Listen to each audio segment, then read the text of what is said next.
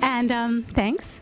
And now we're going to introduce our incredible, brilliant screenwriter who, you know, all I can say is I think the thing that makes me, you know, that just fills me at this moment is that if this movie that this woman wrote hadn't been written, there would be a hole in our world. There would literally be a Grand Canyon in our world without this movie. There'd be something missing. And she filled a void with this movie that is, to this moment, you know, just so current and so alive. So please welcome Callie Khouri.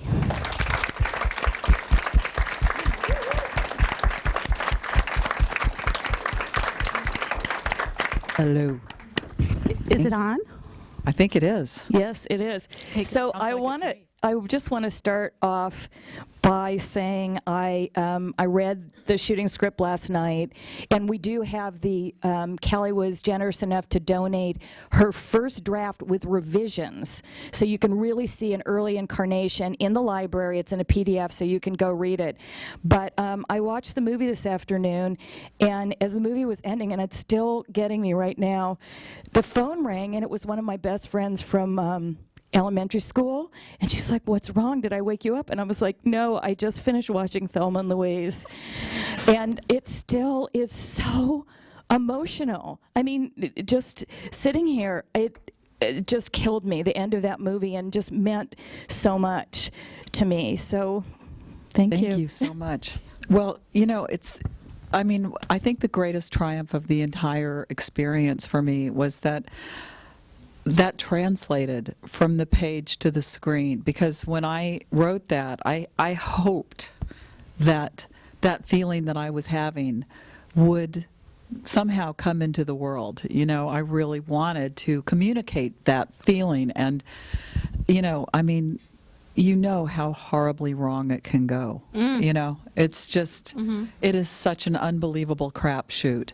But that was so blessed, the whole thing. The whole thing was, you know, it was almost as if it had a life of its own. From the moment the idea came to me, because, you know, it wasn't like I had been, you know, slaving away.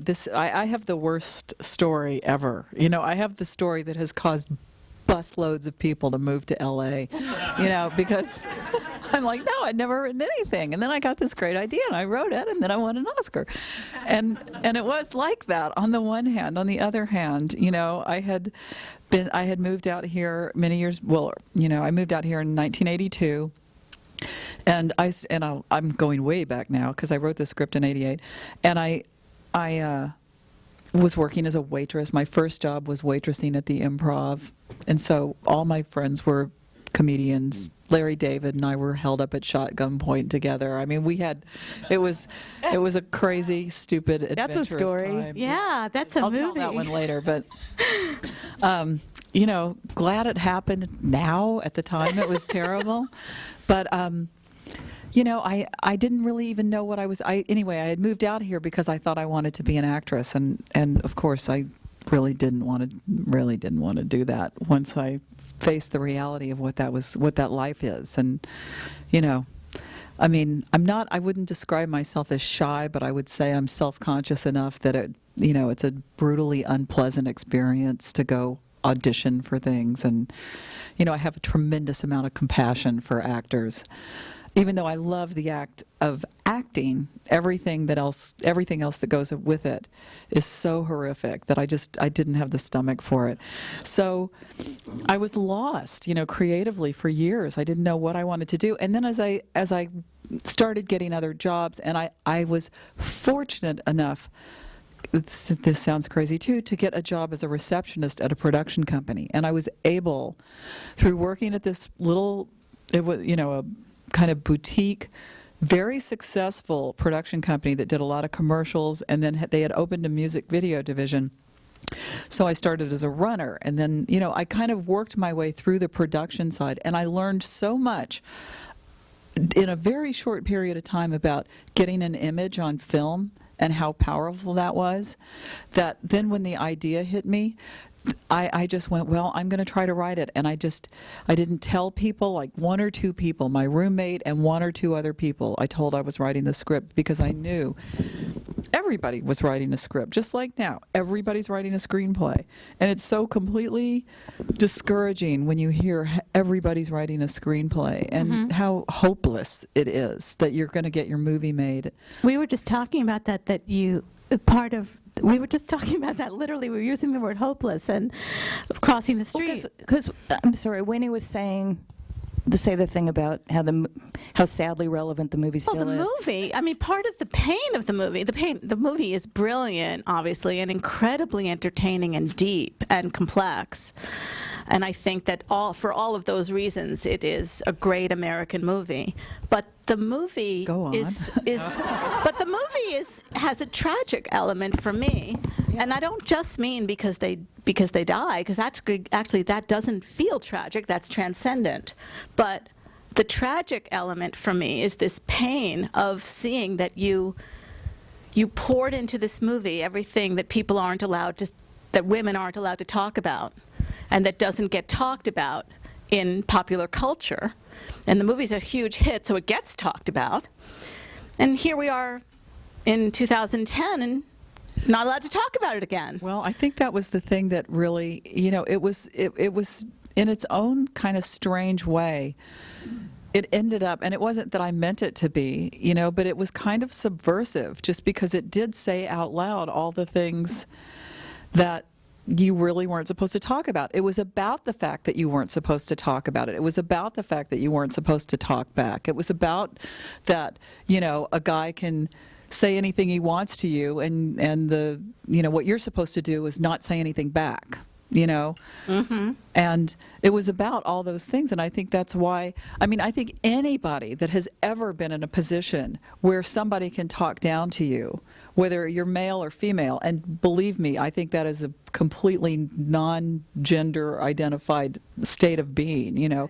Everybody has worked for somebody, and you can't talk back, or you can't say what you're thinking. I think that's or you realize you're a second-class citizen. Absolutely. Not just women. I'm not talking just about women. Like you're saying, it goes Doesn't matter. So beyond gender. Yeah. But it's about realizing, like you just said before at the restaurant, I don't matter.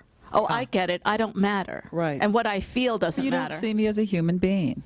You just don't recognize me as a whole human being. You don't know what's happened to me. You don't know what my life is about. So you feel you can just... But you don't care, too. You can just disregard my humanity. How much of what you think... It sounds like, in a weird way, what was going on in your life was a little bit like what happened to Thelma Louise. You were a little lost. You weren't exactly doing what you wanted to do. You weren't living your authentic self. That's right. And I was also, as I said, I started out as a runner. I was like, busting my ass. And I'll tell you, I had some, heartbreaking realizations. Like when I would be the last PA on some horrible, heavy metal video shoot, and I would be the one sweeping the stage, and that would be the time I would find out that all the guy PAs were making more money than me, and I would just be like, what, really? And it was just like, you've got to be kidding me. This just can't be right. And when you first got because you described, okay, this is your life, and you start to get this idea. Right. Do you remember how those characters, how they first appeared? The feeling came to me first, the feeling of the script. I've said many times, because, as you can imagine, I've had to talk about this a couple times over the last 20 years. But I know we almost felt guilty to bring you and make you talk about it more, but we couldn't resist. I could have said no. Yeah. But, one of the things, too, is that I was saying to you backstage, that... I feel a need right now just to kind of connect again with that part of the process, or the way I was connecting to the writing process then. Like, it feels like a million years and a million miles ago. And writing has become something, really not pleasant, or really, I don't know, and that script was so much fun to write. Well, you said a mouthful there, because there's a lot of, that's a huge. But it was 100% for me. You know, I got to write that script. I didn't have anything of like, oh, this is going to get made. Oh, yeah, sure, this is going to get made. I think I'll get who? Let's see, Ridley Scott, you know. I mean, I had no idea. I wanted to direct it myself. I mean, that's how deluded I was. But that's also the world I was in, where some idiot could get an idea, and if you could talk some other idiot into giving you $5 million, you know, and I felt like, well, God, I'm enough of a huckster to do that at this point, you know. I watch these other guys who really, you know, can't find their ass with both hands making these music videos that are so stupid and nonlinear, and there's just, you know, surely to God I can do better. I mean, that's how sad it is. You well, know, you also really wrote the script like a director. I mean, it was very visual, and you really saw it. A lot of times you read a writer's script, and it's very heavy with dialogue. But this really. But that was the good part about having come from that world, where you realize you've got this limited amount of time, you've got this limited amount of film. Mm-hmm. You know, Film is money. Exactly, and so. You know, I had to really seriously think hard about what every image was going to be. And that's one of the things that always, you know, it's like one of those little things that people will say over the years. They'll go, you know, in a way to kind of placate the screenwriter. Well, while they're telling the director what a brilliant genius they are, they'll then turn to the screenwriter and go, but it all starts with the word. And I'm always kind of like, fuck you, I'm not writing words, you know? I'm writing pictures. And if I could draw, and the story, I'd draw it, you know? and the story. Right. I just have to say something, because I haven't said this to anybody, because this enraged me. And Callie was at the Oscars. You may have seen this. All the best screenwriter awards, they put the page of the script up, and then in 3 out of the 5, they would have the actor saying different words than the words that were up on the screen. Did you notice that? Yeah. I felt like No, fucking killing someone. Didn't. I still may. If you tell me who to kill, I'll kill them. Well, the part that enraged me was that, and I don't think I'll ever get over this, is that when she won for Best Director, they played I Am Woman. Oh my God. I was crying too hard. I didn't even hear what they were playing. I could not believe my ears. That is I mean, I cheesy. literally was like, oh my God, are you kidding me? Didn't the Hurt Locker have a score? Why wouldn't they be playing that shit? They serenaded her off stage with I Am Woman. That's awesome. I mean, come on, Awesomely are you cheesy. kidding me? Well, The I think insults that goes, never stop. I think you that know? goes to my point of, you know, we look at Thelma and Louise today, and I mean, part of the reason it's so fresh, because really it is so current, is because the characters are so alive. It's because you tapped into something so deep. But another reason is just because things are just so fucked up. I mean, seriously. I mean, you don't see. I don't mean to get dark, but I mean, you don't see a lot of change. In fact, on some level, on some pop culture level, things seem to have gone a bit backward. I mean, here she is talking about, I mean, your scene where Gina Davis is describing, you know, having her orgasm for the first time and having her mind blown by her orgasm. I mean, it's a common thing that happens to people. You don't hear a lot about it. Women really aren't allowed to come too much, and they're certainly not allowed to enjoy it, and they're certainly not allowed to talk I'm getting about really it. uncomfortable. No, I'm just kidding. But I mean, it's a medley of Come on, you things guys, let's all that come people right aren't now. allowed to talk about in movies, isn't it? Well, From the beginning. and rightly so, I think. No, I'm kidding. Yeah, I mean, That's what it seemed like to me. It just seemed like everything in the movie is something that is somehow repressed in our world that we're not allowed to talk about too well, much. you are allowed to talk about it if you're a stripper or a prostitute, which was true then and is true now, and is part of the reason that was one of the other things that caused me to write the movie.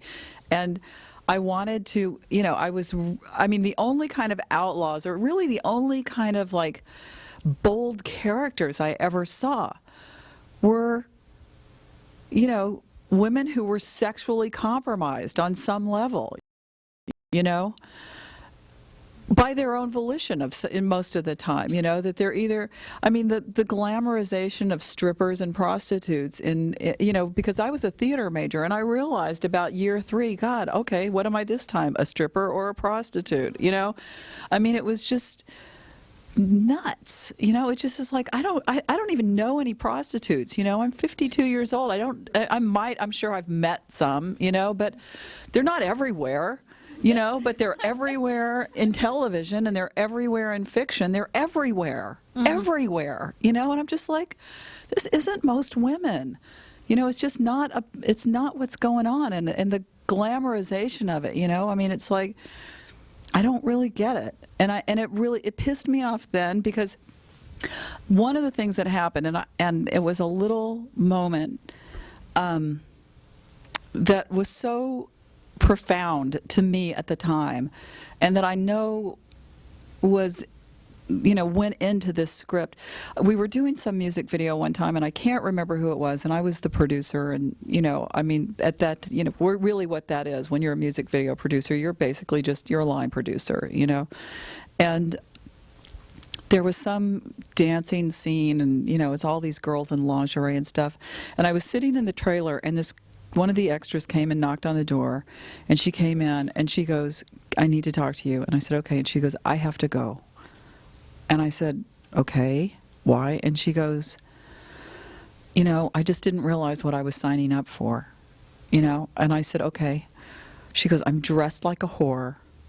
People are touching me, and I just feel like I can't do this. And I said, you're free to go. And she goes, I really need the money. I was like, I'm writing your check right now. I was like, that was the first time anybody had ever stood up for themselves. Most of these girls were coming in just like, what do you want? And I was just like, yeah. God. So you're saying that was a seed. That was a seed in your consciousness. I felt so much for her. Right. Because I was like, thank God somebody is finally standing up for herself, just going, this is not... she said, I'm a dancer. I'm not, I'm not a whore. Right. And that's really what they want me to be. And I'm not. And I was like, I was so proud of her. I mean, I don't even know who it was, but I'm grateful to her, It was a really heavy thing. And I part of the reason that I had to write that movie and had to write those 2 women who were so far from that. And you know what I mean? That I just, that moment just never went away from me, because I knew. I mean, when I was 20 whatever years old, I mean, people would just walk up and say any goddamn thing in the world to you, and you'd just be like, do you know who's in here? Do you know there's a human being on the other side of this, on the other side of this face? I can actually hear you. I mean, I'm now confrontational. For years, I've been aggressively confrontational with strangers that make sexually suggestive remarks. I'll just go, what? There were 2 guys on top of a building and I one say, time thank that you. whistled at me, And I just walked over and I stood there and I went, what? What? I can't hear you. Did you say something? And, the guy's just standing there just like, and I'm like, you said something, and I couldn't hear what you said. What did you say? And it was like, I'm not going to pretend to be deaf. I'm not going to pretend like I didn't hear you. So part of the power of your script is that anger. Yeah, just like, leave me alone. I'm a human being walking down the street. I don't care what your fantasies are. I honestly don't give a shit what your fantasies are. Right. Well, that's right in the movie. That's right in the movie. Something that I think is a really common experience for young women, especially. And then as you get older and kind of like invisible aside, right. For me that's great, but for a lot of women it's devastating, because that's really, they feel like they're... Well, that's all they had. Yeah, that's all they had. That's interesting that that's sending me in a whole other thing, but I just remember how sad it was. My best friend and I've known each other our whole lives, and I remember walking down the street with her daughter the first time when we were just like completely invisible, and people were looking at her daughter, and it was like, okay, today is the day it's over. But I also, you know what I'm saying? You know, it's like, oh my God, we're invisible. Yeah. We could, I if anybody I wanted, like that though. what I was just going to say, I like having It makes little- me feel safer. Well, it's very dangerous to be a young girl. I mean, just look at what happens to them. It's But pretty again, we dangerous. don't really know. I mean, how dangerous is it? I mean, It's dangerous. Look at the statistics. But it's also, it's entertainment. That's like what we're raised on. You know, the Yeah, that is our sexual entertainment. violence is entertainment. Correct. They're one and the same. I mean, I'll never forget just watching Silence of the Lambs and thinking, boy, you sure couldn't do this if he was making a little boy suit. You know? You could not make that movie with a little boy suit. That is That true. would make people sick. Right. Not that it wasn't sick and supposed to be sick, but it's so accepted. It's you know? accepted and it's entertaining. Yeah. I mean, I learned that, when my show was taken off the air, what it was replaced with, and, nothing against him. I mean, he's a really good writer, but Stephen Bochco had a show about a 15-year-old girl had been found stripped and killed, and the whole mystery was what had happened to her. I had a 15-year-old girl that was fully dressed and alive. They took her off the air.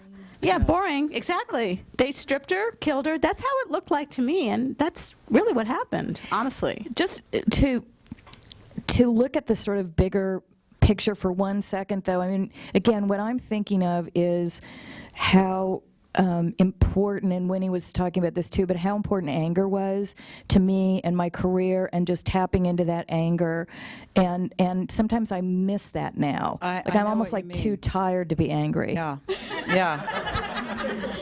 Well, also, I can talk about it. I just, you know. is it's really demanding and it's threatening. But also, I mean, the other side of that for me, and I think that, I think this is something else that I was fortunate to have been able to accomplish with the screenplay, and had the actresses really, I think, just so beautifully embody it, was the joy that those two friends felt in each other's company. And that is another huge part of my life. And that's another taboo subject on some level. I mean, there isn't a lot of that. Maybe I've been taboo luckier is too in strong a word. in my work, because on some level I've been relegated to only writing women, but I think that I've been fortunate enough to really be able to explore the connection between women. So I don't feel so much that has been a taboo subject for me. In fact, it's been all I've really gotten same to here, do. and But actually same there. We were talking about, she wrote Wicked, and Right. I wrote Romeo and Michelle in an early. my favorites, both my favorites. Thank you. Well, in an earlier incarnation, very early on, I had this idea that there would be movie parodies all through Romeo and Michelle, and I wanted them blowing up a truck. And I constantly thought about Thelma Louise, which they're on a road it trip. was kind of a life-changing, but it was the road trip and this whole thing, and just this feeling of them being empowered. But also, I set out to write the movie as a love letter to my lifelong best friend, Right. and that how few movies there are about platonic love. Right. There's certainly buddy movies, but they would never use the word love. Right. But those buddy movies are men movies. That's all I meant. That's what I meant by taboo. I mean, there aren't very many. You don't get to see a lot of women friendships. Well, I don't mean never. Yeah. But it's not as prevalent. That's true. Taboo is a very strong word, but Well, it's frowned also, upon. I mean, there were a lot of people who really tried to assign like a lesbian undertone or overtone to There that was all movie sorts that of I was queer just theory like, about Romeo and Michelle.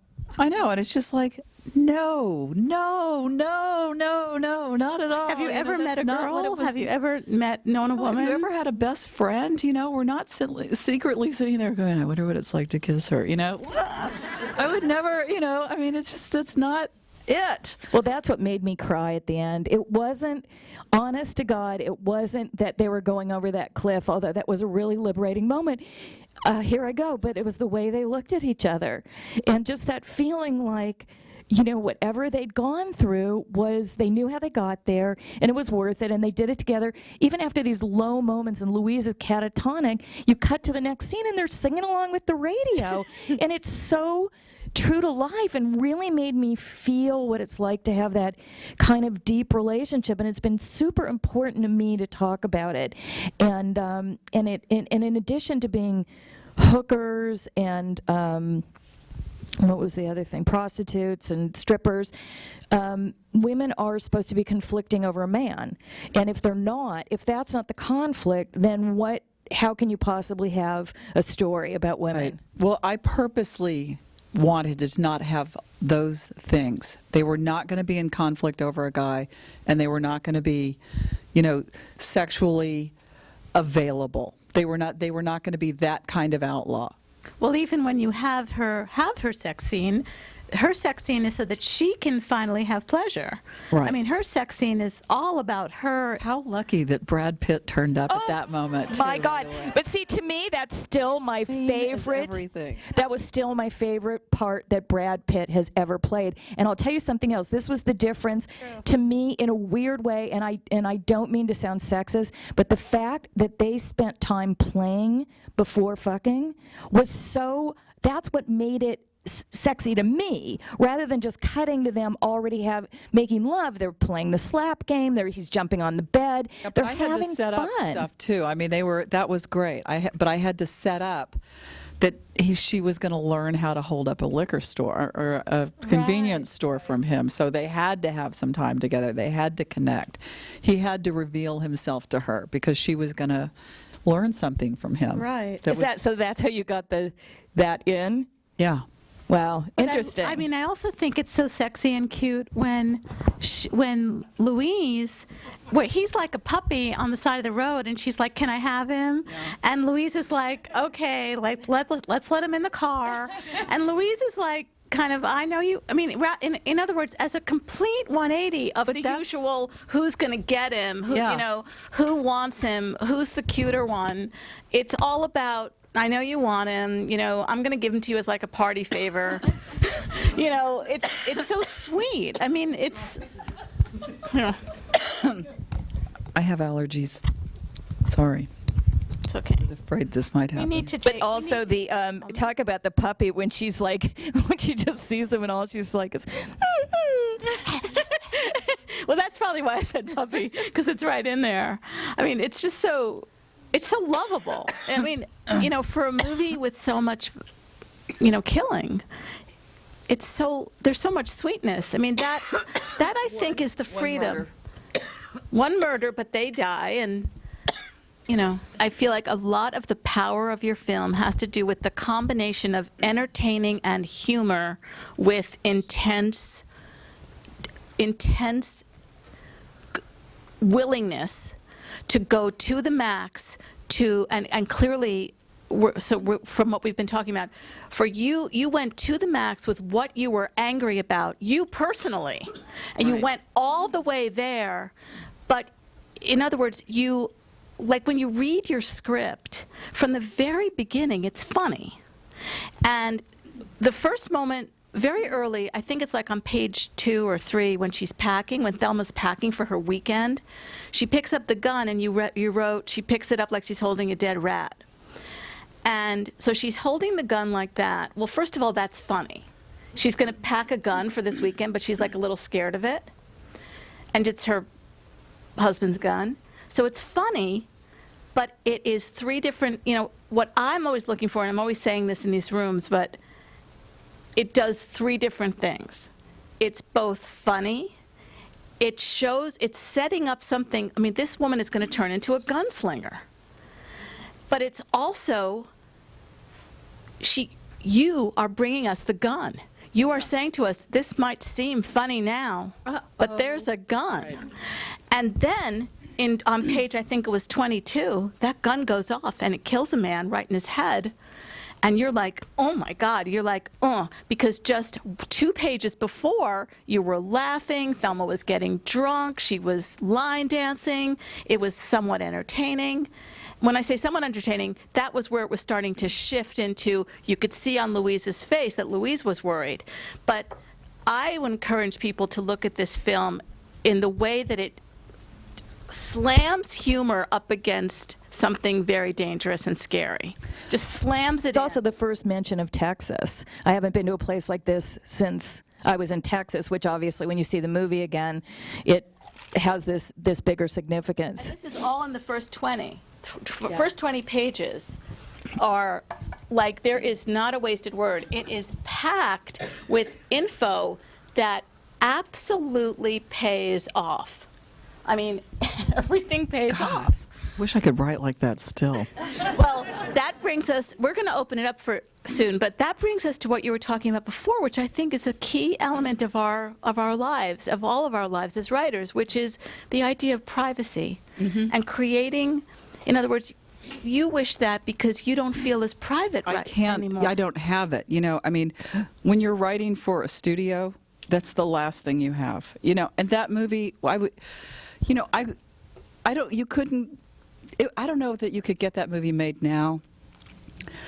But I don't know that you could write. You certainly couldn't have been hired to write that movie. No. You know, and the tonal shifts that you're talking about. Even then, Ridley would go, "Can you do this?" I would go, "Yes, you can do it. Of course, you can do it." You know. But he was nervous about them.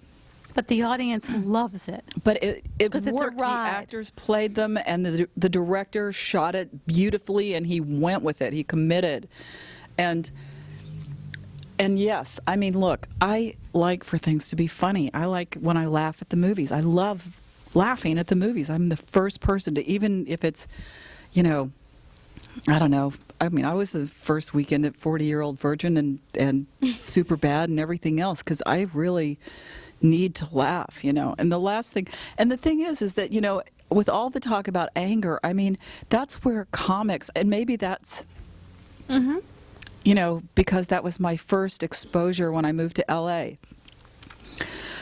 God, I mean, it's really hard to find an angrier Group. type.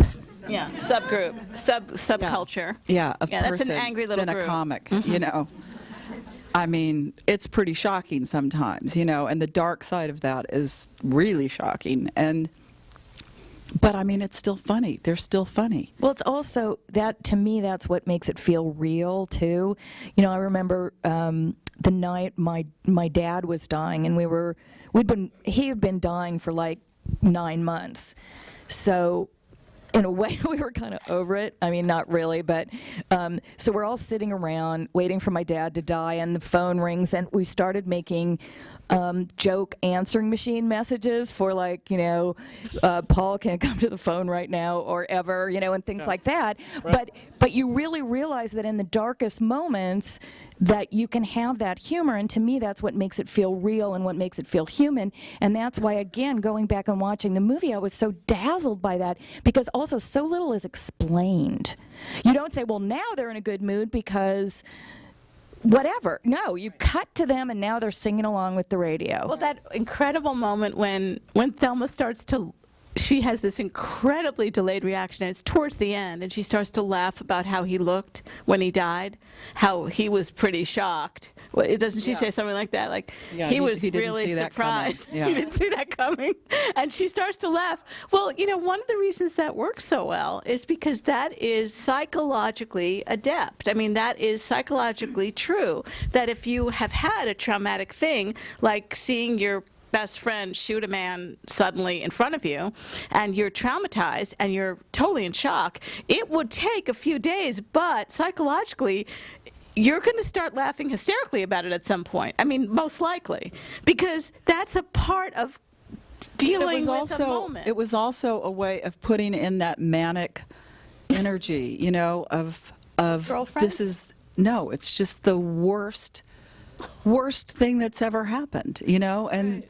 It just seems natural that your emotions would be completely out of control and inappropriate. But also, they're friends. I mean, I feel like you never forgot that they were girlfriends, Right. and that their sense of humor cracked each other up. They're also one person in a way. I mean, they are this one person, you know, How do you together. mean that? I mean, that they make a complete. they make a complete person. And I don't know why I thought of it like that, but I did. I thought the same thing for Romy and Michelle.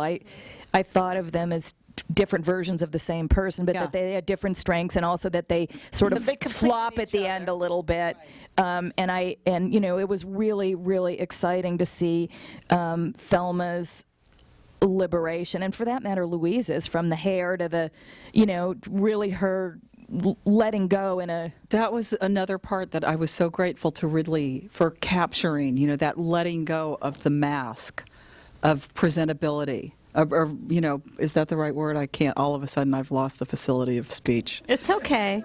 I like presentability. You know, but, you know, that she let go of everything that made her That she was holding together. presentable to the world. Right. You know? Right. That she's like, this is a mask. Fuck it. It's not going to do me Well, any yeah, and good. she literally throws the lipstick out of the car. She's about to put it on, and Like, oh, pointless. yeah, You know, I what's the point? And she throws it out of the Well, car. she stops playing the game. It's Right. like, I'm not playing anymore. I'm getting off the wheel. Yeah. It's like I'm just walking out of the game. I fold. Yeah. But she wasn't as exhilarated. With Thelma, you really felt like, I mean, honestly, she has her first orgasm early on, and then the rest of the movie is an orgasm for her.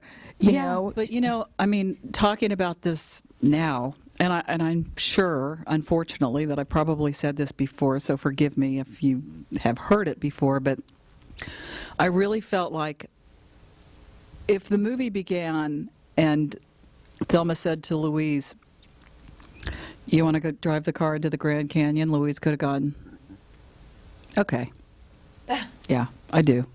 You know, that seed was so deep in her, you know, that the wound in her was so deep that she was headed that way On some level. on some level the whole time. I feel that in the movie. I feel that in the movie. what was it? Now that we're talking about it too, one thing, like the way people encourage you to write movies now is with setup, setup, setup. Everything has to be explained. And what was, again, watching the movie that was interesting is she kills a guy, and you're like going, what? You know, yeah, he was raping her friend, but she's got a gun, they're walking away, but she kills him. So then we're going, why? What would make that woman kill a guy when she could have walked away? So then... I have her say that. What does she say? She says, we were walking away. Yeah, later on. There's no way. We're not going to get away with this. We were walking away. But Right, she but knows. It's all. I'm also just talking about the writing thing, where now, what would be exposition in a way, if you put it before, now is that story that we want to know, and the answer to why would she shoot a guy like that? Because he said, you know, made a comment to her. I was just sort of marveling at the storytelling, and I do feel like it's one of the things that I'm frustrated about in a lot of movies is it feels so So spoon-fed. spoon-fed. Yeah, so we're not doing that thing that people love to do, where where the story is a little bit ahead of them, and they're leaning forward and they want to follow. And it's not that, I mean, of course, the audience never wants to feel confused, like, you know, too confused, like, oh, I can't follow, it's hopeless. But people like to be a little intrigued and not know everything, and have to and wait and go and wait for something. I mean, not to invoke what you just were saying before, but about, you know, like a striptease. I mean, honestly, I mean, that if somebody just comes and removes all their clothes and stands there, it's actually fairly boring.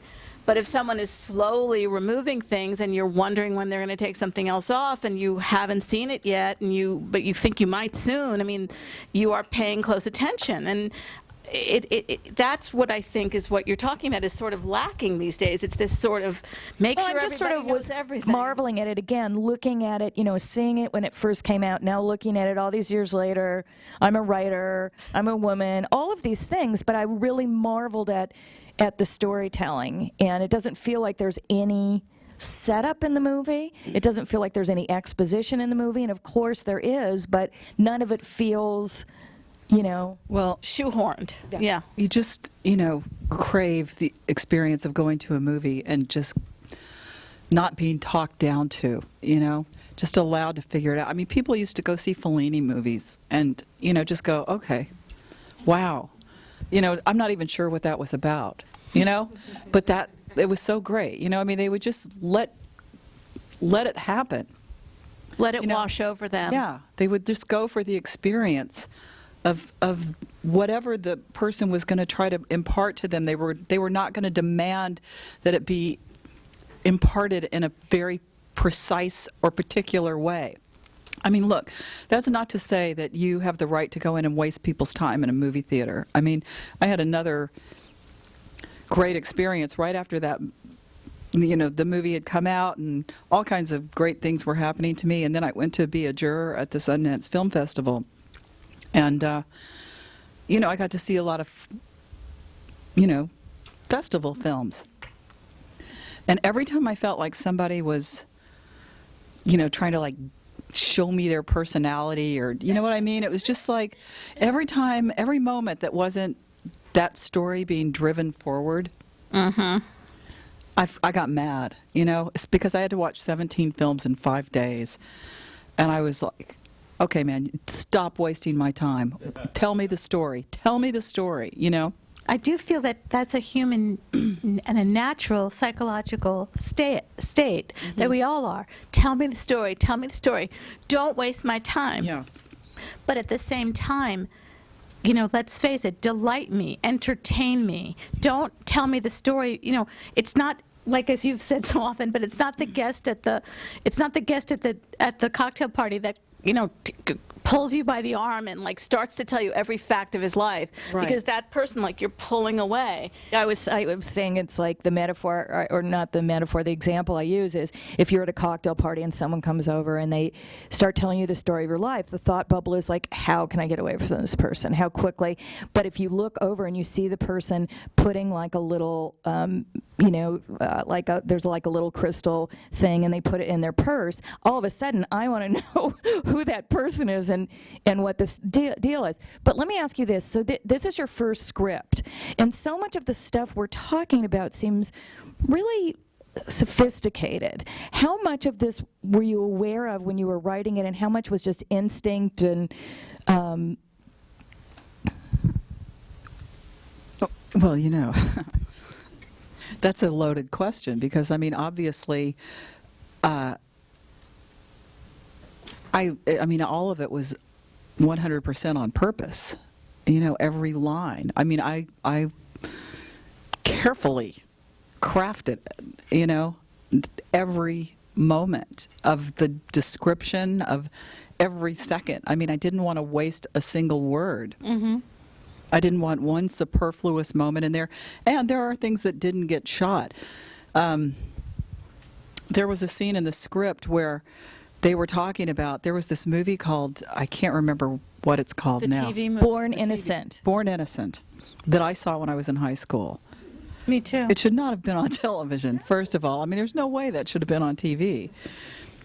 Which is exactly what the character said, you know, they shouldn't show that, you know. But Linda Blair was in it. And it, yeah, and it was about this girl who ended up in prison and got raped with a broomstick, you know. And Thelma was basically going, "That's what's going to happen, you know. That's what's going to happen if we get caught. You know, we cannot get caught." And they didn't shoot it.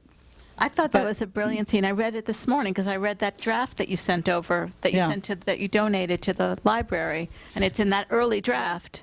Yeah. I thought that was brilliant because, again, It makes you understand why they're so dead set on never but being it's caught. thematic. Everything in your movie is about people realizing that their lives are worth nothing, that somehow there is no protection. The thing that always strikes me about people's reaction to the movie is that, I mean, aside from it being, like, to me, the ultimate half full, half empty glass of water test, you know, because people come up and go, "How could you have killed them?" And it's, "I'm so glad they got away," you know, so, and, but that, you know, it wasn't necessarily a statement of empowerment. It was a statement of the possibility of wholeness that did not become realized, you know, that could only become realized in a kind of mythical way.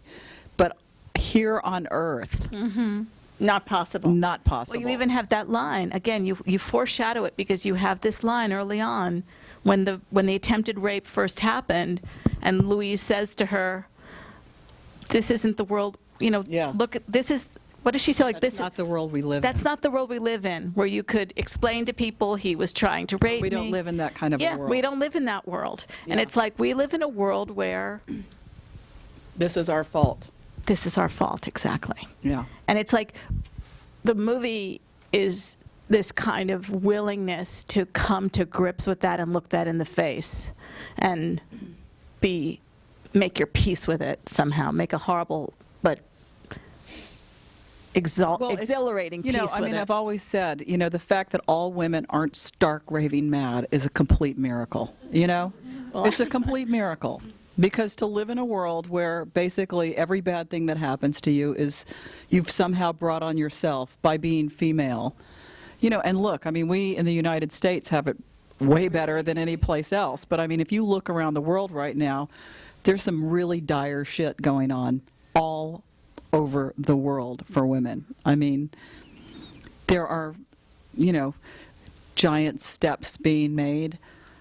But, I've been very cynical about it for a long time. It's like, Saudi Arabia, to not even be able to drive a car, to, go to the seat of enlightenment in India where you get lit on fire in the kitchen. But, it's just like, come on, man, it's not, it's like to the least of us, whatever is going on, it's happening to all of us. It's like when people get mad at Spike Lee going, what are you talking about? You were raised in a middle-class family. It's like, okay, man, it didn't happen to him personally, but he can relate, But he knows, but Right. but for the grace of God, Right, it's like he by was accident lucky. I was born here. Right. Yeah. Should we take questions? Yeah, let's take a couple We're questions. going to take some questions, and then we're going to take a break. That lady right there. Wait for the microphone, please. I'd like to bring the discussion back to the script and how the idea started, how it evolved. What kind of problems did you face when you were writing it? What kind of decisions did you make along the way? Well, I had a lot of freedom to write the script because I was writing it only for myself, just as an exercise to see if I could finish it, I didn't have the whole story figured out, but I knew my ending. When I first started thinking about the characters, I wanted to put Louise in some kind of faceless place. I first imagined her as, in Dallas when you go to those big, or maybe you don't, but there's these huge office buildings and you walk in and there'll be a receptionist and a security guard at a desk, and it's just a faceless person and a thing. That's how I started thinking about her, just somebody who had a regular job. And then the more I thought about it, I started thinking, well, she's probably somebody who wants to work at night so she's not home by herself at night, And just all these things I just started coming to me. And then whenever I would get to a place where I didn't know what happened next, I would just wait. I literally would just wait. I'd go, okay, this is an obstacle, and now how am I going to get them to the next moment? And how can I make it a surprise? How can it surprise them? One of the things that was really important to me was for it all to make, for it to have a logic, to have an emotional logic, every single second of it, no matter how illogical it was, no matter how crazy it was, it had to make sense emotionally. Like each step had to build on the one before it. So I had to write it in order, even though I knew the end. I knew they were going to drive into the Grand Canyon. I wasn't sure. I started them in Arkansas, and I was like, they're going to Mexico. How do they end up in the Grand Canyon? Well, something has to happen in Texas. They cannot go to Texas, That's how it started. Yeah. What would be the thing? What would be the biggest reason in the world that this woman would refuse to set foot in this state? She's either killed somebody or something has happened to her, or, So, I mean, I just let the problems kind of solve themselves. And, you know, I didn't have anybody waiting for the script. I didn't have anybody hounding me about it. It was just me, and it was just able to percolate. Callie, when you talk about waiting, you know, literally like my stomach kind of clutches when you say that, because it sounds so stressful, at least for me now, that you're just going to wait, your trust is going to come. Or But there was no pressure because I didn't have to give it to anybody. You know, nobody was even going to read it. But it was a willingness to let there be a question and let yourself not know the answer to that question. Yeah, and it was coming to me. You know what I mean? I knew that I was being given a gift. Right. And I was like, Right. okay, this isn't just going to come half a gift. You know, I know the whole thing is coming. Well, what you're describing is faith. You had faith in this. I mean, you placed your faith in this. Well, the thing is that even if I didn't have faith, the moments of writing it were so exhilarating that I craved them. So I didn't want to force something that Right. wasn't there. I wanted that experience of just knowing that that scene was just going to, I mean, you know, people have that thing where they talk about waking up in the middle of the night. I woke up in the middle of the night with the scene, you know, if you even think he knows, hang up, you know? Like I was literally like, Yeah, that he says hello and she hangs up. That was great. you know? I mean, that is so much fun to have something like that happen. You know, when you get an idea that's good, it's fun. It's just, there's nothing like it. You know, and I mean, it's unfortunate because I think that our business takes so much of the joy out of it.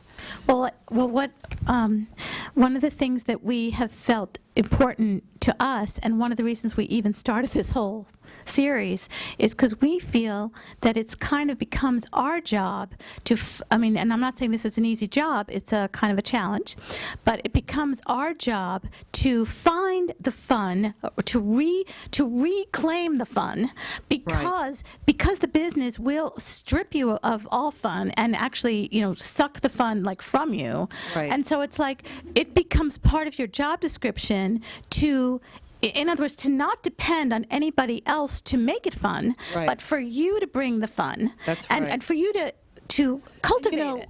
it's happening in television a lot more than features right now, and I mean, because I think the movie business has, in its own weird way, kind of come apart, you know, and independent films are, as hard as they are to get made, they're also getting made, you know, and people are making really great films for not very much money, just on the strength of the idea. And I wrote that film, I was like, I can get $5 million and I can make this film. I know I can do that, you know, which $5 million at the time was like, you know, that's $100 million in today's dollars. But, you know, it was, I just knew I was going to be able to get somebody to do it, you know, and it was just, you can still do that, but you have to keep the idea manageable, and you have to just, you know. But so Callie, you finished the script. How long did it take you to write it? 6 months. And were you working full time? Mm-hmm. So how did you find the time to write the script? What was your process? I wrote on the weekends, and I was freelance, so I'd have a week where I wasn't working, or, you know, and I would just sit there and write it longhand. Wow, longhand. Elton John said that should be my nickname. Longhand? Yeah. That's a good nickname. And then from the time you finished it, what happened next to the point where it got to Ridley Scott and all of that? You know, I was working, in, as I said, in music videos, and my best friend and a producer that I worked with a lot was this woman named Amanda Temple. And she was married to a director named Julian Temple, and we did a lot of music videos, and he was just, I mean, and is a really gifted visual storyteller. I mean, was great. And Didn't he direct like Quadrophenia? Did he do that? No, it was one of the ones with I can't remember right now. I'm sorry, I don't have my side brain here with me. Somebody will Computer. somebody I will can't look Google up. it and tell Somebody us. Google it. It's okay. But anyway, I gave it to her and I said, I want to direct this movie. Will you produce it with me? And she read it and she was like, you know, I mean, believe me, it was the most nerve-wracking thing that ever happened to me, was to let somebody else read this script, you know. And she called me up and she was like, just in shock, you know? And she was like, we will get this movie made. We're going to get this movie made. And so we started shopping it to people. And, you know, as naive as I was at the time, it's also kind of great because we would have meetings, like we'd go in and somebody would go, well, now what are you going to do? Because you can't have your character shoot somebody in the first 10 pages of the movie. I'd go, let's go. Come on, let's go. No, I mean, I was like, she would be, no, we have to talk about it. I'm like, you don't understand. I'm not changing it. I don't care if it never gets made. Right. I'm not going to change that. It's not important enough. That is the movie. That is the movie. Right. You know, if you like it, say yes. If you don't, let's go, you know? And I wasn't arrogant. I mean, it wasn't about that. It was just like, no, I don't want it to be a piece of shit. There's plenty of other pieces of shit out there. Go get another piece of shit. This one I want to keep like it is, you know? And if you think it's a piece of shit, fine. You know, I see movies I hate every day. This will be a movie you hate. Okay, great, you know? I just was, you know, like that about it. You know, I wasn't desperate, I guess. And I also just felt like I knew what it was. I believed in it at that point. I really did. So then, so you went around and you were storming out of a bunch of meetings. I wasn't storming. No, but you were walking out of a bunch of meetings. I was like, we're not going to make it with them. You know? But so then how did it get So then she gave it to Mimi Polk, who was working with Ridley because they got a lot of foreign financing. And she's like, let me give it to Mimi because she knows a lot of Germans. So so we gave it to Mimi, and Mimi said, I'd like to let Ridley read it.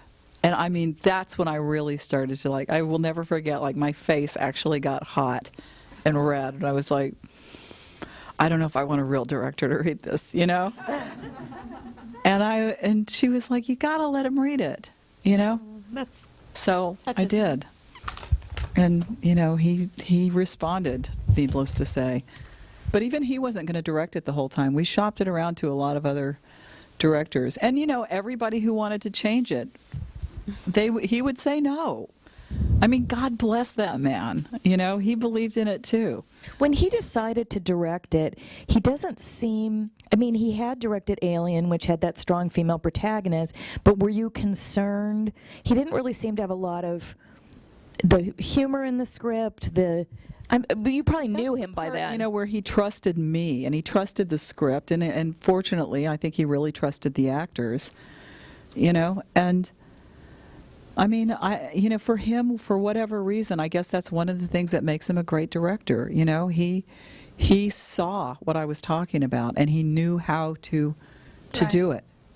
You know, we spent a lot of time talking about it. I mean, there were some days I would come out of the meetings and I would literally feel like he'd been like in my head. So he would ask you questions? Everything you can imagine. Constant questions. And were you on the set? No. Was it about backstory, or what was he asking? All of it. I mean, everything. Like, what did you mean by this? Wow. Yeah. How do you picture this? Can you tell me this again? Explain how this works. Why does she do this? Why do you know? So he was like crawling inside of it. Yeah. Yeah. Right? And crawling inside of your thought process. Yeah.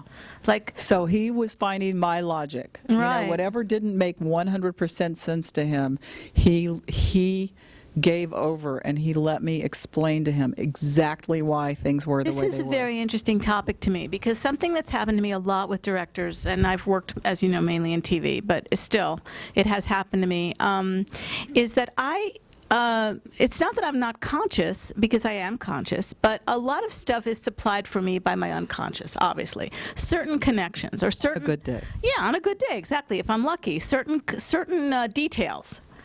And somebody will say to me, I don't understand why it's this. Couldn't she just be eating a hot dog? And I go, yeah, I blank, and I just have no idea what to say. And then 18 days later, when it's shot, I go, oh, because it looked more like a blowjob if she was licking the yogurt, and if she's eating... Yeah. I mean, the hot dog's too obvious. Yeah. The hot dog's too obvious, exactly. But you know, it's like these things that I don't know what. I literally stop my brain. So I'm very intrigued and fascinated that he took the time also, I mean, it's something that's never happened since. I mean, you know. Is that why you started directing? Well, I mean, even then, I wanted to direct the movie, and not getting to direct it was painful. You know? Right. It just, it was such a part of me that, Right. you know, and I just feel like, you know, I never wanted to be, and when I say just a screenwriter, I never wanted to be just the hardest thing there is to be in the entire business. But it just seems like the first part of the process, you know, and directing is the second, and editing is the third, and it's all so much fun, and it's great, and it takes up every molecule of your being, and it couldn't be more fun. I love directing. I love it.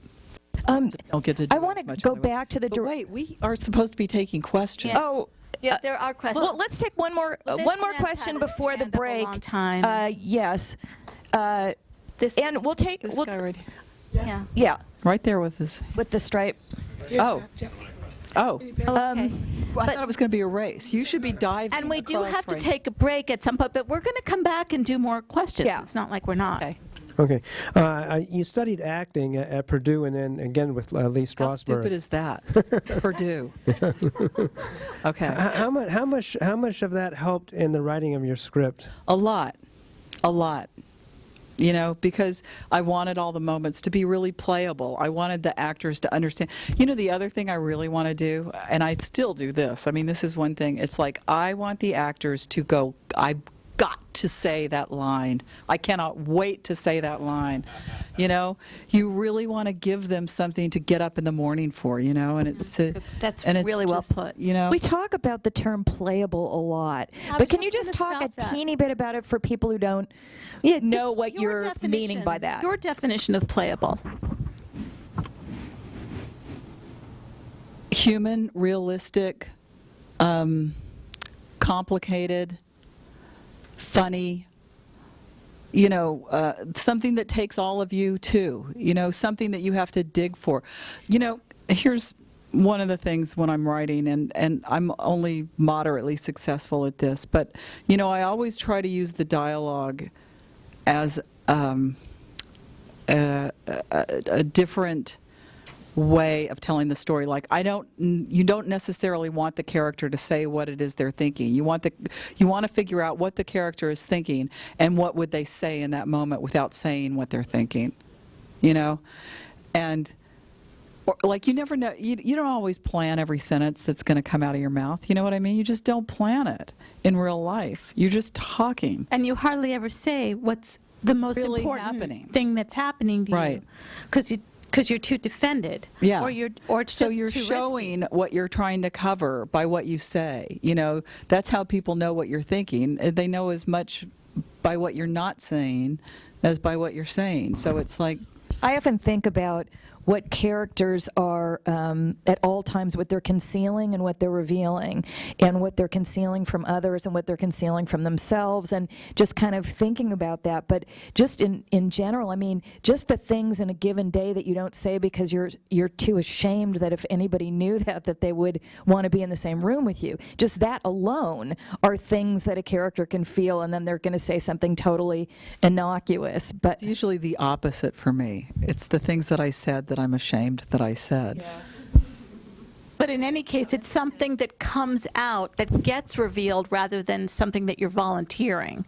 It's like something that gets revealed under, Right. rather than the thing you think you're presenting. So does that mean at break time?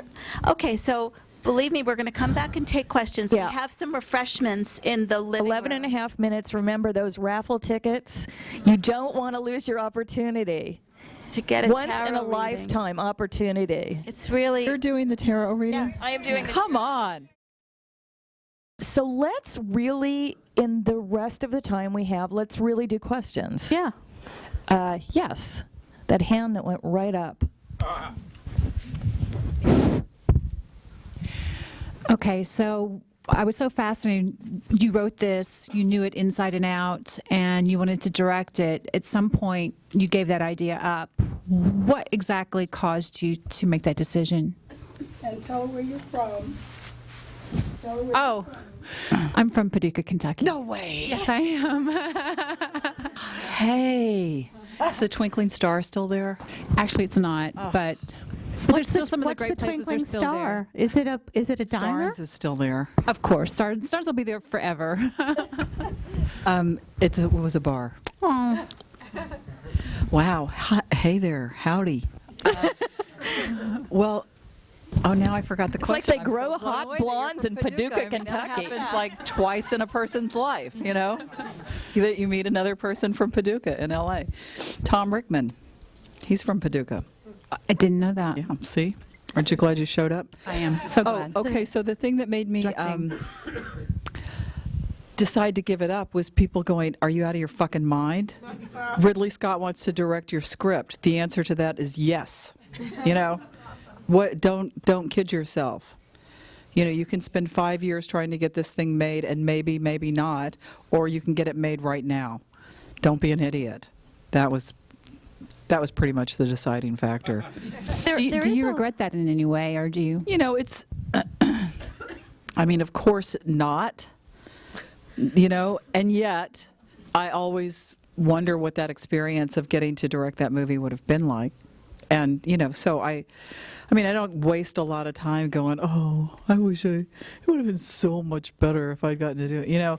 everything that happens, something dies. I mean, everything that happens to you, something didn't happen. Or you had to walk through this door, and you can't walk through every door.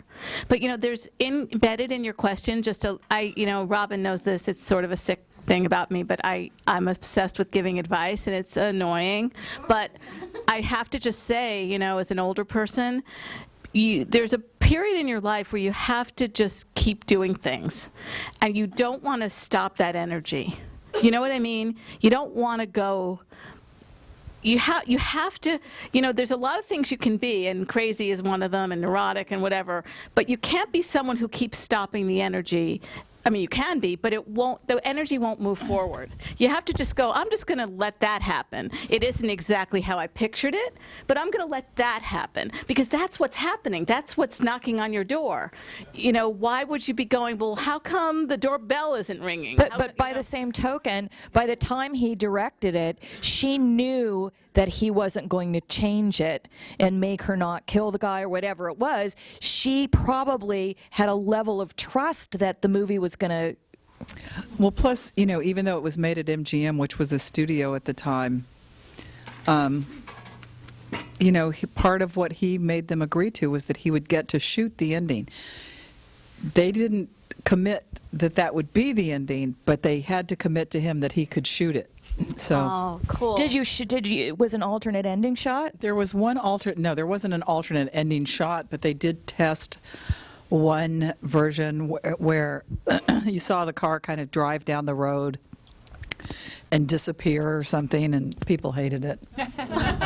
You know what it really reminded me of was watching it again was Butch Cassidy, and how that ending always makes me cry too, but of course you don't want them to get captured. Right. You know, they're Butch and Sundance, you know, they're Thelma Louise, you don't want them to go to prison. You know, it was really, somebody asked me after the movie was made, was this based on the book The Awakening? You know, and I had never read that. The Kate Chopin. Yeah. And it just made me realize, gosh, there are these ideas that are out there that are universal, that are just going to keep being told. I mean, I literally had never even heard of that. Mm-hmm. You know, if you want to know what kind of like feminist cred I was going for, you know, I mean, you know. That wasn't the kind of book you were reading. Yeah. And so it just really struck me that, you know, I was part of something else. It was... You tapped into something, right? Or something tapped through right, you, right? Yeah. This gentleman. Thank you. If you had been given the opportunity to direct it, is there something that you would like to have done that wasn't done? Good question. Well, yes. And, you know, I hesitate to say this because, one, we're being taped, and two... Don't worry, no one ever watches these tapes. I don't know if one person has watched one yet. I beg people, so but no one hopefully ever. they will at some point, but Whenever it does. I wouldn't But worry also, about we it. understand that it's with total respect to Ridley Scott. I mean, it's not The no only thing disrespect. I think I would have done that would have been different was, the truck driver was, and to some degree, not really, but I mean, some of they were meant to be comic, but they weren't meant to be caricatures. And I felt like they went a little bit overboard With the truck driver. the truck driver for sure. And that was a little bit hard. And the FBI character, I just, they weren't, I mean, the part of this thing that happened that as well received as the movie was, there was another part of it that was really painful, and that it was accused of being male bashing. And I was like, oh my God, anybody that knows me knows that is not me, and not my MO, and not part of my, I mean, I have as many, fortunately, I'm happy to say, I have as many close male friends as I do female friends. I mean, really deep, abiding friendships. I have a tremendous amount of respect for both sides of this story, Mm-hmm. And so, I don't know, that was something I think I would have handled differently, I think the movie might have had a little bit more veracity just in terms of the way those kinds of events go down, where you're being kind of accosted by a truck driver, or Because what you're saying is that's not like a big, hi, I'm an asshole. It's like just a guy yeah, who just that's how he's was taught to be. I mean, it happens. I mean, I just don't know anybody that it hasn't happened to. I don't know any woman that it hasn't happened to at some point in her life, Anybody here never had a run-in with a total stranger where they make an obscene gesture, or, I mean, it's common. Yes. I have. Oh yeah. Here we go. Sounds like we could probably hear you I without don't it. want to do this guy. Hi. Oh, hello. Hi. First of all, before I ask my question, I just have to tell you, in reading this, something to. God, I love this movie so much. That's something to talk about. Movie. It just it didn't get. I just think it's like one of the really tremendous films of the whole wide world. Kira Thank Sedgwick you. is just unbelievable in it. Dennis She's Quaid, great. Yeah, she's amazing in it. I love her. And I just, I have it. I just never understood. I don't even remember it in the theater. I just remember seeing it and just going and sharing it with everybody because it's such a tremendous film. Thank you. Yeah, I love that movie. About the buddy system in this movie. It's not a girl movie, quote No. unquote. It's a buddy film. And you made a statement when you were talking about it, about the fuck you, shoot scene.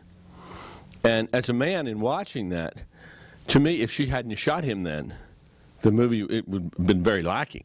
I mean, that's what she had to do. And you can take that particular scene and even put it in the movie Open Range.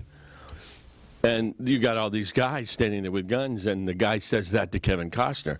Yeah, I killed your friend. Fuck you. Bang, bang. That's what you do. And that's what made it so powerful and so real, and it just worked real well for me. I did have a note here, because I have a question. Okay. Bang, bang, fuck you. Got that. Buddy movie. Woman Open Range. Blah, blah, blah. You start answering the question what you would have done differently with the film, because that was going to be a question. And the last thing I had to ask was this. The whole thing you guys were talking about at the beginning was still, in this day and age, the victimization of women. And I look here at three very successful ladies. I do not use the word in a derogatory way, by the way. Who Three you women. calling a And lady? I mean, it's. I don't Just don't call us understand. whores. No, Be very successful. I'm talking to three sluts. No, and Three whores. but it reminded me of Well, like sluts, taking a okay. trip Whores back in a into the rowboat. 70s and the 80s and the woe is me thing. It makes no sense coming from you.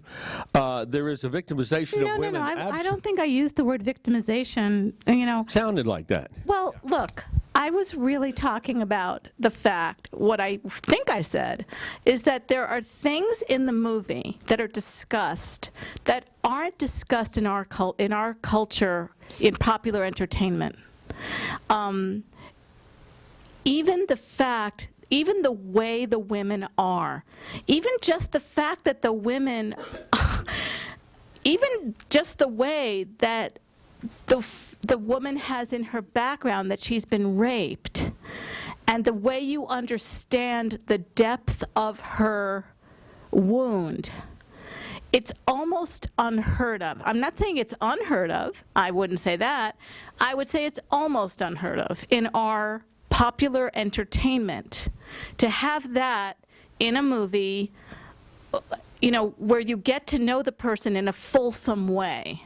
I mean, I think a perfect example, just to your Yeah. point, is Mike. oh, well, just this movie, Lovely Bones, which I actually have not seen, but I was so appalled that it was made without the component of the rape, which is what the book is about. And it's, she wrote that book because she was raped, and that she was... Not Lovely Bones, I was lucky or something. Right. No, it's the same author, because that's her backstory, isn't it? Yeah. Yes? She wrote a book called Lucky that was But I'm about- saying in the movie version that is out this year, which I have not seen, so I could be presenting this wrong, they took out the component that the character was raped and murdered. She was only murdered. Well, I mean, look, there's no way to, I mean, when you look at what's going on in the Congo, you look at what's going on in Darfur, Anywhere. you look what's going on in all kinds of war zones where systematic rape is part of war. Or you turn on the news, and every other day there's a missing teenage girl whose body has been found. I mean, I'm not even kidding. Well, I mean, just turn on the news. Have you ever watched the news? It's all about missing teenage girls who are found stripped and killed. I mean, that's what's on the news. I'm not making it up. I'm not being dark. The point is like, I mean, Catherine Bigelow being serenaded off the stage with I Am Woman, a 40-year-old horrible song notwithstanding, the numbers of women that are really successful in this business are appallingly low. I mean, we're not the norm. Unfortunately, you happen to have almost a quorum of all the successful women in Hollywood here right now tonight. I mean, Well, certainly, there's very few women that have had the long careers that the three of us have had. that's what I consider perhaps my greatest achievement so far, is that I'm just still standing. And I mean, believe me, it's not like I get handed everything. It's not like I'm sitting at home reading a script. Yes, no, yes, no. I mean, I'm out there fighting the good fight with the rest of them. This is not an easy business. I don't care who you are. Guys are having every bit, Everyone struggles. Same struggle. It's just not an easy business. So it's not to say that, we're personally being victimized, but it's just the way the stories that are told. I mean, people have said to me over the years, wow, that changed everything. And I'm like, really, what? Like, what's so different? Well, in fact, I mean, I think that the television right now there's a lot of opportunity for rich roles, especially for these amazing actresses like Kira Sedgwick and Holly Hunter, and Laura Linney's doing a show, and Juliana Margulies is amazing, and she's doing a show, but there's not that many. Like, if you look at the statistics in the DGA and the Writers Guild, it's a really small percentage of women writers. There's no women writers, or maybe one woman writer on any of the certainly, Letterman, Jon Stewart, when Conan O'Brien was on the air, really. Tina Fey is like, kicking ass and taking names. I mean, she is, but she's the exception. I mean, the joke was when Catherine Bigelow won Best Director that now they don't have to give a woman Best Director for another 100 years or whatever it is. But the other thing, a couple things, is there really is still a minority of women in movies and television, writing movies, running shows. But the other thing that Thelma Louise has that a lot of things don't have is anger. And I love the closer. James Duff was one of our guests. She's an angry woman, that woman.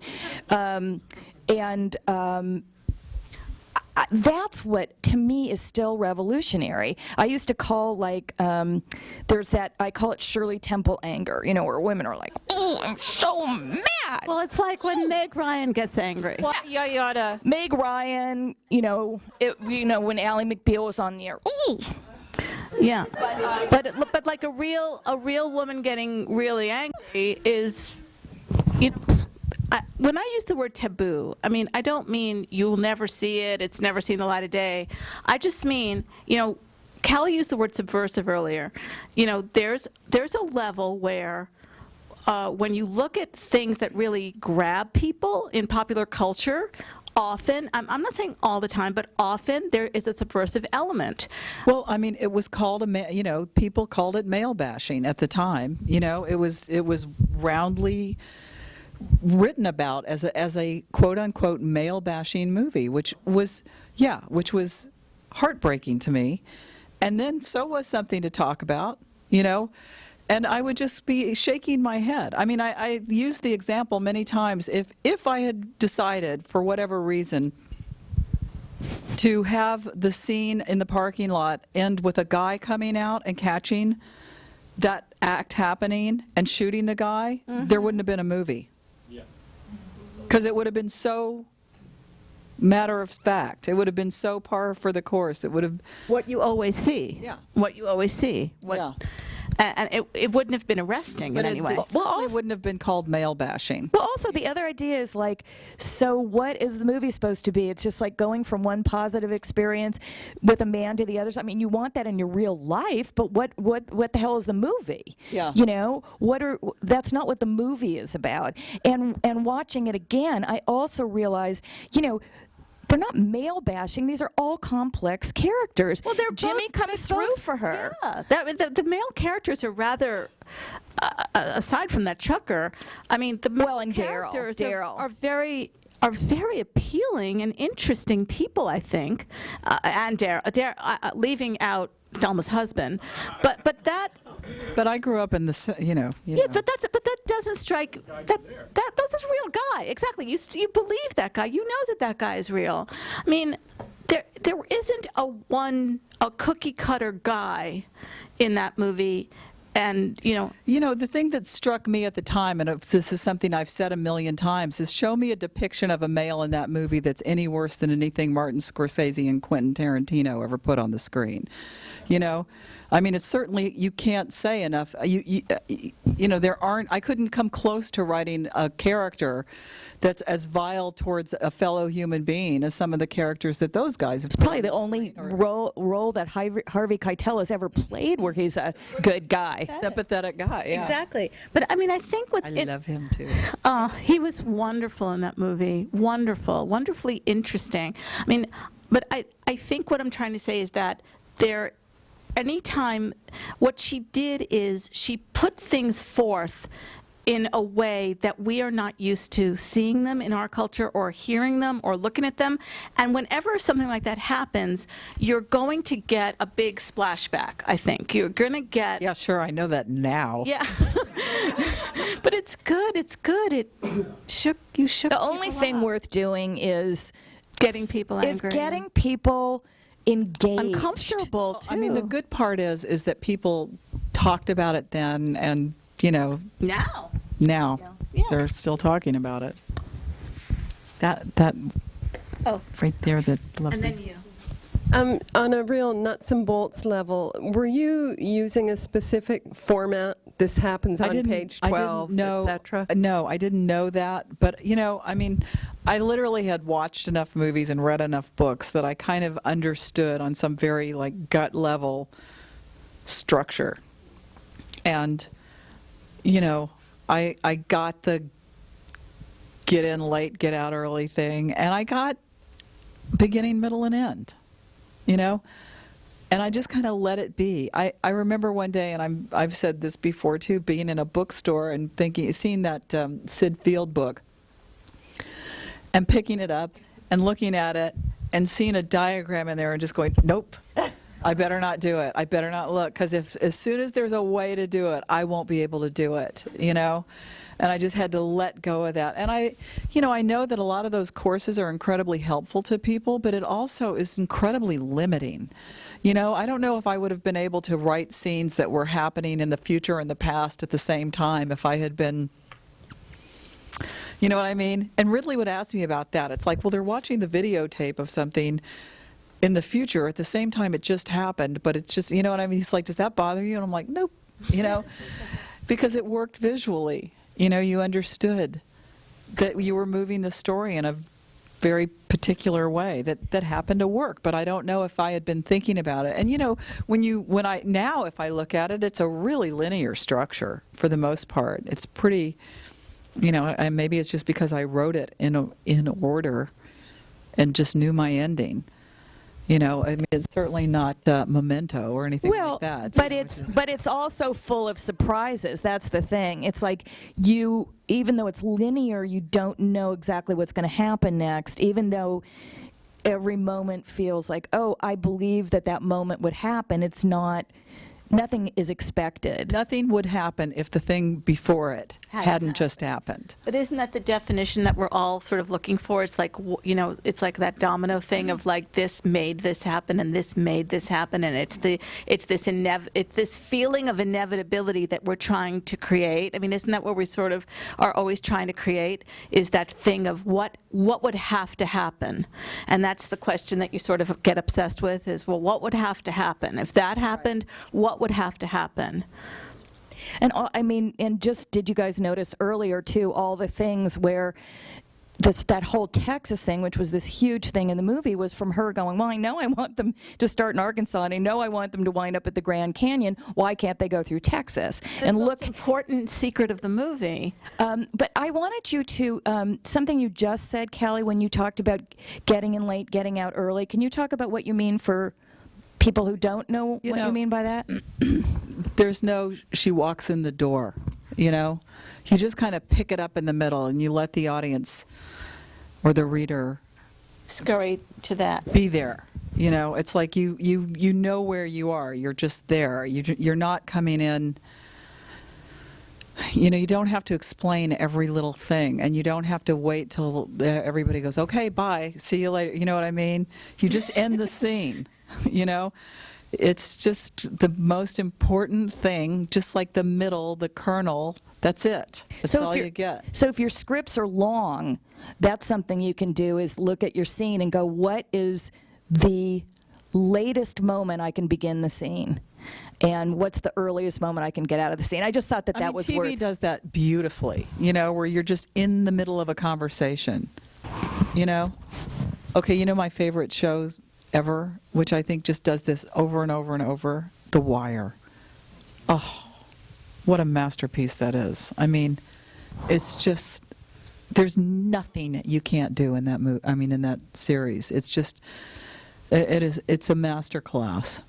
Right now, I think I'm just a huge TV fan. We had Vince Gilligan last week, who does Breaking Bad, and we had Matt Weiner, but it just feels like there's just such amazing work done, and I wish there's certainly movies that I like that were nominated last year, but almost nothing that I liked as much as some of these shows on right now. But anyway. But I mean, I think Hurt Locker did that really well, too. Hurt Locker was, to me, I felt satisfying that won Best Picture. Yeah. Me too.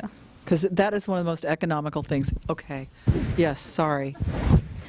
No. But in the beginning of Hurt Locker, talk about humor. Mm-hmm. When those guys are making all those jokes and you were in love with them. I was afraid I wouldn't want to watch that movie, that I was going to start it and not want to watch it. Very important in terms of investment. I mean, humor is such a powerful tool, and that's why I was pointing out the humor in your story is a huge, important engine. Well, it's also disarming. It's disarming, but it pulls you in and makes you identify just the way it does in Hurt Locker. This movie would not succeed the way either movie would not succeed if you didn't have those moments where you absolutely fell in love with them because they said something funny. Right. And it's so important. You cannot underestimate that. Go. Yes. I was really impressed with the film. I want to read This the screenplay. better be good. Thank you. No pressure. No bail bashing Harvey now. Keitel, I wanted you to elaborate more about him because he seems to be very sensitive to the two women. Well, he's really, I thank you for bringing him up. I mean, he to me is the conscience. He was us in the movie. He was supposed to be all of us going, why, this doesn't add up. Why would this happen? Something else is going on here. Like, people, it's all, one of the things I like a lot, and I kind of try to do in everything I write, but I also really appreciate it when other people do it, is to start with,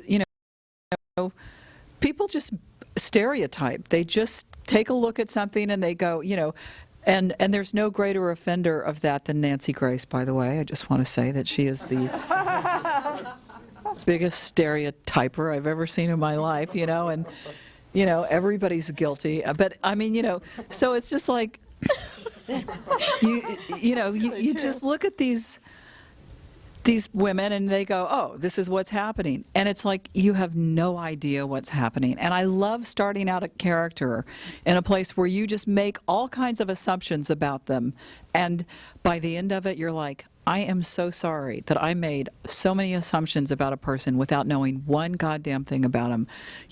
I have got to learn to be more understanding of the fact that everybody's a human being, and no matter how crazy, everybody has reasons for what they're doing, even if they're indecipherable or, you know what I mean? But I wanted him to be that person who was going, this isn't right. This isn't, something else is happening here. He was the conscience of the audience. And it's very poignant that he's the one in slow motion chasing after them at the very end. He wants to help them out to the very last minute. He gets it. He understands. And another couple quick questions. Like, I was struck by the dialogue. I think it's when Louise says, oh, we got what we settled for. She says it like twice.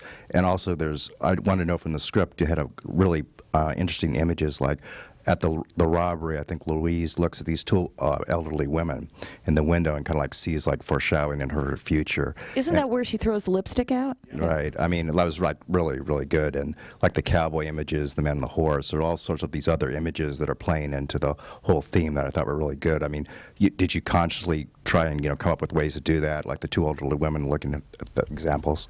Yeah. I mean, I definitely. There were none of them were accidental. Every single thing had its purpose. There's one other thing that's in the movie that if I had directed it, I wouldn't have put it in there because I thought it was a redundant moment. But when she stops and takes the cowboy hat from the guy, I guess they wanted to explain where she got the hat. She needed a hat. That wasn't in the script because I thought that moment of her giving her jewelry, we'd already kind of said that same thing with her throwing the lipstick out the window, and it just was, to me, See, I took it in a whole other way because, again, knowing the ending, I started seeing these little hints that it was going to be okay if they didn't live. Here's another moment I wouldn't have put in the movie. Nobody can. This cannot leave this room. I mean, please don't ever let anybody buy this fucking videotape. I'm telling you. have no worries. If there's somebody here from the not guild, worry. how many we've sold? I can't even believe. Maybe I shouldn't even say it.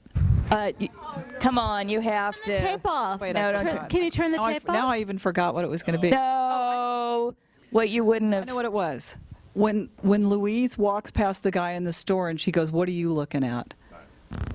No, she would not do that. She was not a confrontational person. That moment always kind of like, no. You know what I mean? It just, I understood it, and I understood why the actress was compelled to do it. I got it. But it was, for where they were at, they were, like the last thing in the world she wanted anybody to do was start some shit Pick a with fight her. with her. Right. Or remember her, And I just felt like, no, we don't, you don't need that. It's so funny, though, after all these years, those are the things that, there's things that you just can never get over, Yeah. And they could be the littlest things. When we were doing Romy and Michelle, and now this is going to go on film that no one's going to watch. But Mira Sorvino was not playing the part how I had imagined it, and it was driving me crazy. And I'm looking at the dailies, and Lisa Kudrow had been in my play where she had played Michelle, and so I'm just going, Mira's ruining this movie. And then ultimately, I watched it and it worked. Yeah. So, it's like you're going, well, this shitty moment, she would never do that, but then sometimes there's something that's so much bigger than what you had imagined as a writer, that even if that moment was wrong, that's one of the things that's so liberating and also so depressing, is you slave over things that in the long run, actually, sometimes things make all the difference and sometimes they make no difference at all, because the medium just takes on this life of its own, and it's this chemistry with the actors and the director and all of this, which obviously the script has to be good, but these things that you just slave over, and then it's like, we explain that thing that now we can cut out or doesn't make any difference. It's amazing when you're editing how much just goes. Oh, You're just like, what was I thinking? Why did I think I needed that? Right. Wow. Should we, Yeah. Okay. That's a perfect segue to that point. Knowing that you placed first of all, I love the movie. Thank you. It's a fantastic, indelible movie. It's really, really wonderful. Knowing that you place so much attention to detail on everything in the script, I'm curious if there was something, and if so, what it was in the post process editorially that you were surprised by.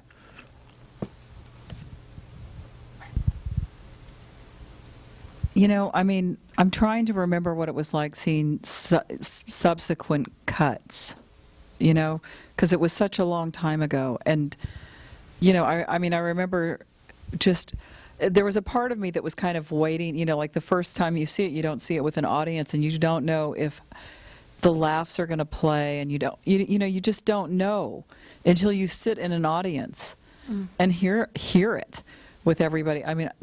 That is the most incredible experience I've ever had in my life, was the first time I saw it with an audience. And, when they actually laughed at the right times, and, we're just right there. Everybody followed it like a pack of cougars. It was just amazing how they just were right with it the whole way. And it was so gratifying. But there were, I can't, honestly, I can't remember if there were things that struck me editorially, because I know there were, because I had notes, but it just was such a long time ago, and I'm sure they were so minor, or that, I can't, I'm sorry that I can't adequately answer that question, but, I can tell you from directing, it's shocking to me every time I work on a movie or anything, the minute amount of information it takes to get a point across, and how my inclination to overwrite or to overthink, and part of it is because I've been hired too much. And everybody, you're always like trying to write for the studio executive that's like, I'm not sure I understand this part, so you build everything in like people are. Will we like her? Will we like her? Are we going to like her? So many people, and I actually just now boldly say to people, when you ask me if that character is likable, remember that I'm the person who had somebody shoot a character in the first 10 minutes of a film. Okay, because I think you can pretty much get away with anything if you do it right, The one thing that I've realized also doing a lot of editing is sometimes I felt like, oh my God, I just wasted everyone's time and all this production because I overwrote, and then we shot that and we didn't need it. But sometimes I think you do need it, not only as a writer, but the actors. Actors need it. The actors need it, and then they give you that exact moment that you want. And then when you get the moment, then you don't need all the other stuff. So that's just a way. If you overwrite and you get your stuff shot, don't feel bad about yourself. That's a beautiful point. Yeah. Lucy, can we have? I was going to ask, if you think that this movie could get made today in the current climate, and maybe that's kind of an unanswerable question because it sounds like the circumstances were different, but I guess I just feel like as a young writer starting out, I've already heard a lot of like, well, you know, make sure you have as many men as women in your leads, and I feel like the only characters I see now in mainstream and many mainstream things are either like nymphos or they're like ball-busting career women who only exist Like us. Yeah. Like me. You know, like the kind of part Katherine Heigl always plays, like where she's, you know, ruining the guy's Well, life. I mean, don't I know, guess it just means, you know, curious. you have to do what you want, you know? I mean, and if it doesn't get made, that's it.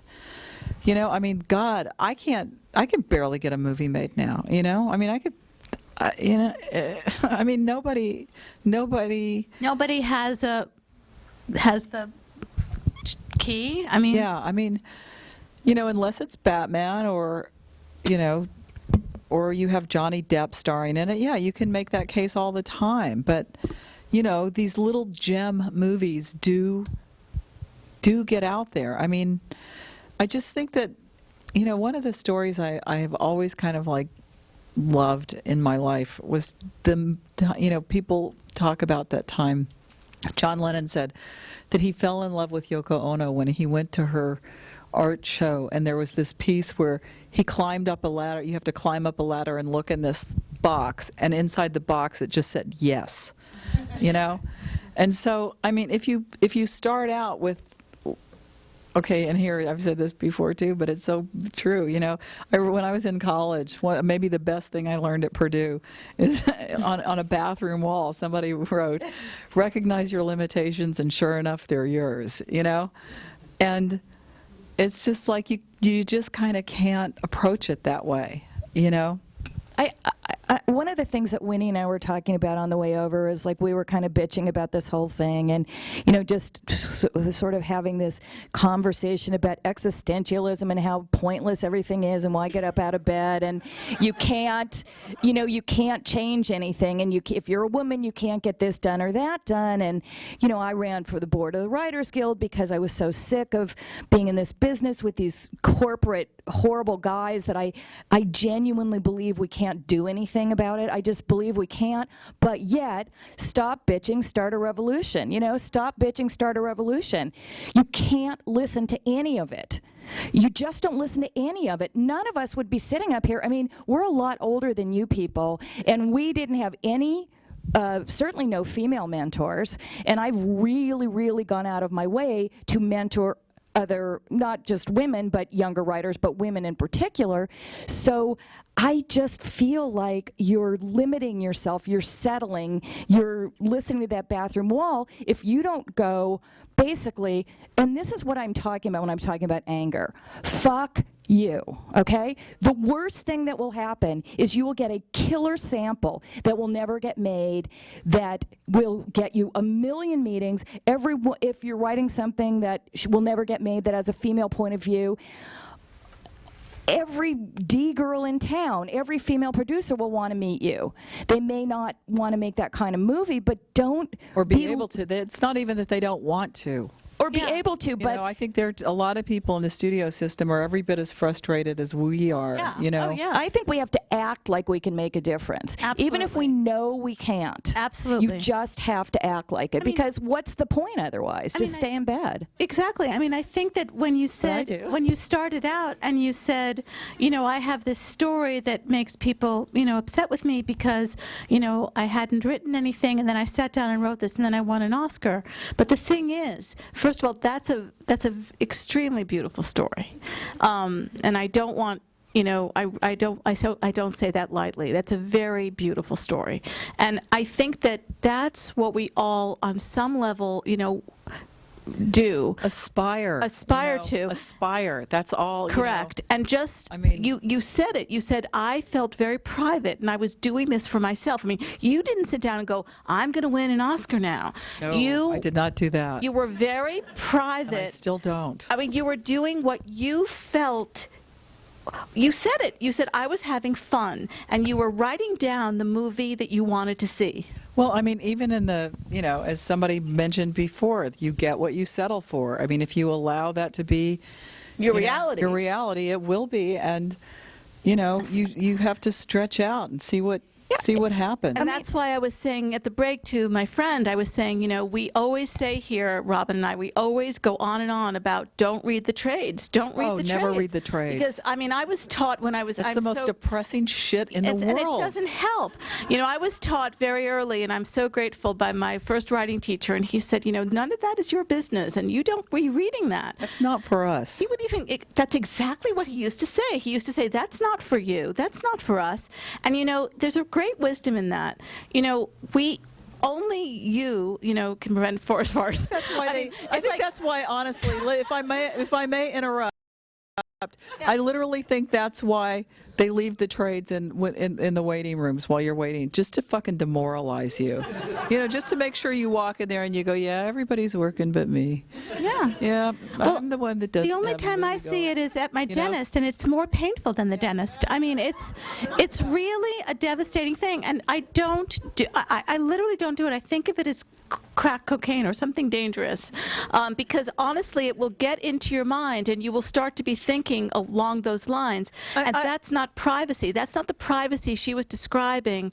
See, you have to build that. A really interesting book right now by this woman named, I think it's Carol Dweck, and it's called Mindset, and it's kind of about the difference between people who have a learning state of mind as opposed to a set state of mind, and everything, it's like, I'm not describing it very well, but basically that kids that are challenged by things that they can't do end up being more successful at them than people who do it for recognition or do it as a measure of how good they are, and that it doesn't matter how much genius a person possesses, that a person with genius that doesn't apply themselves or that uses genius only to, feel better about themselves rather than to be challenged is just never going to be as successful, and you just, it's such a great lesson for me to be reading this right now. Not that I ever considered myself a genius. I mean, believe me, far from it, but to let that very thought, like right there, not be my reality. What fucking difference does it make if I'm a genius or if I'm not? Am I doing the work? Am I showing up for the muse? Am I trying really hard? Am I learning from other people? Am I aspiring? I can tell you quite honestly and sadly that the answer to that for many years has been no, I haven't. I've been in a different kind of like, oh fuck, what can I make that will, get made? Yeah. That will, satisfy? Yeah. Make people like me? Or not even make people like me, that just will even get made, And it's like, I don't even remember, like, what movie do I want to see? I'll tell you one thing. When I wrote Thelma Louise, I wanted to see that movie. And when I wrote Something to Talk About, I wanted to see that movie. And that was a hard movie to write, by the way, because it was after Thelma Louise. It took me for freaking ever. I had zero craft, other than what I had just happened to come by naturally. Right. I mean, that was pushing a boulder uphill for years. And Divine Secrets of the Yaya Sisterhood was the same way. It was just hard. But now it's like the fact that it's hard, I'm starting to look at that as something really good, Well, that's one of the things that we talk about a lot, is that like I know for myself, my fantasy was that once I became successful in a certain way, I wouldn't be frightened. Yeah. Or that it would be easier. It would be easier, and I wouldn't be frightened. And both of those things, I can tell you, coming back from the land of I got successful, is that's actually, at least for me, that has not ever been true. In fact, the fear has intensified at times. Absolutely. But I started to open my mind to the idea of not letting that alarm me or not letting that mean something about me. Like, that's I'm frightened. That's what I was talking about when I was saying I part of the reason I wanted to come tonight was because, I'm personally trying to take myself back to a time when fear wasn't the driving force in my work, because it doesn't fucking work. Right. I'm sorry, I cuss a lot, but so I apologize. I'm just so curious. Every time we say fuck, do you sign that? Yeah. What is the sign for that, by the way? I think it's probably pretty important for me to know. Okay. I can say nothing else in sign So language. potty That should be mouth, the thing. the potty mouth trio. There's a question in the back. But I love this stuff that we're talking about because you know what the truth is? She's afraid too. I mean, we're all afraid. There's no day where you're not afraid if you're doing this because the work is so embarrassing, hit and miss. Are you going to get a job? Or other people more talented? Why isn't it easier? Why aren't I smarter? So how did I do that last time? How did I do that? Because now I can't remember how I did that. And I still, every time I finish a job, I'm still afraid that I'm never going to work again. Yeah. And this isn't as good as the last thing you did, you know. Oh. Callie, Right, I was thank wondering you. about, did you say that you were not on set for Thelma Louise? Yes, I did say that. And what was the process there? Did you want to be and you weren't I did. allowed to I be? wanted to be. I mean, part of it was that they didn't want to pay for me to be there. I went to do some work on like the chase scene, like the big scene of the cops all coming together, and some of the stuff like where the cop car gets stuck going through the tunnel. You know, based on locations, we did scene work. You know, changes to different. So I did get to go for part of the time, but it wasn't like I could just show up anytime I wanted to. Because they didn't want you there? They didn't want me there, and that pissed me off. It's hard. Hurt. Yeah, it's hard. I was wondering if you would tell the Larry David story, if you could tell that quickly. you can't tell us you were held at gunpoint. Okay, I'll tell you quickly. Yeah. I was working at the Improv, but I wasn't working that night, and I was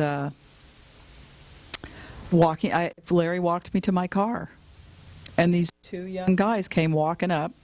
I was parked behind a florist. Like there was a carport kind of that had two parking spots in it.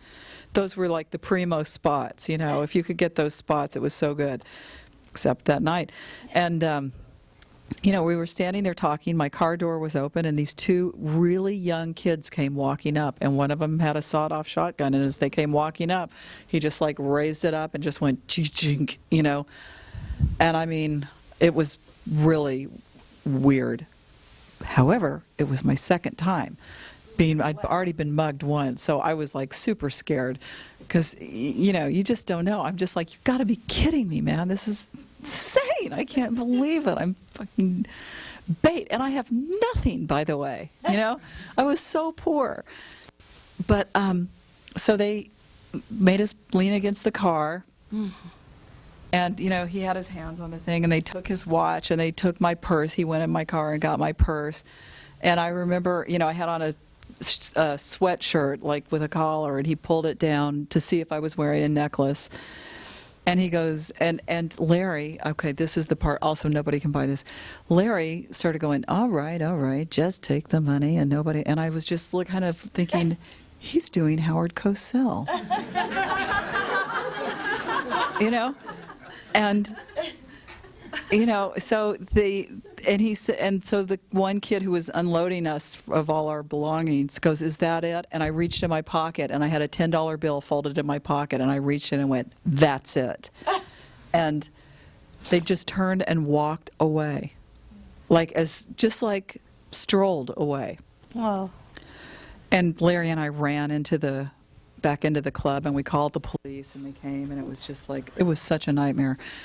And then we were sitting at the bar, like, they're giving us scotch, you know, while we're shaking, you know.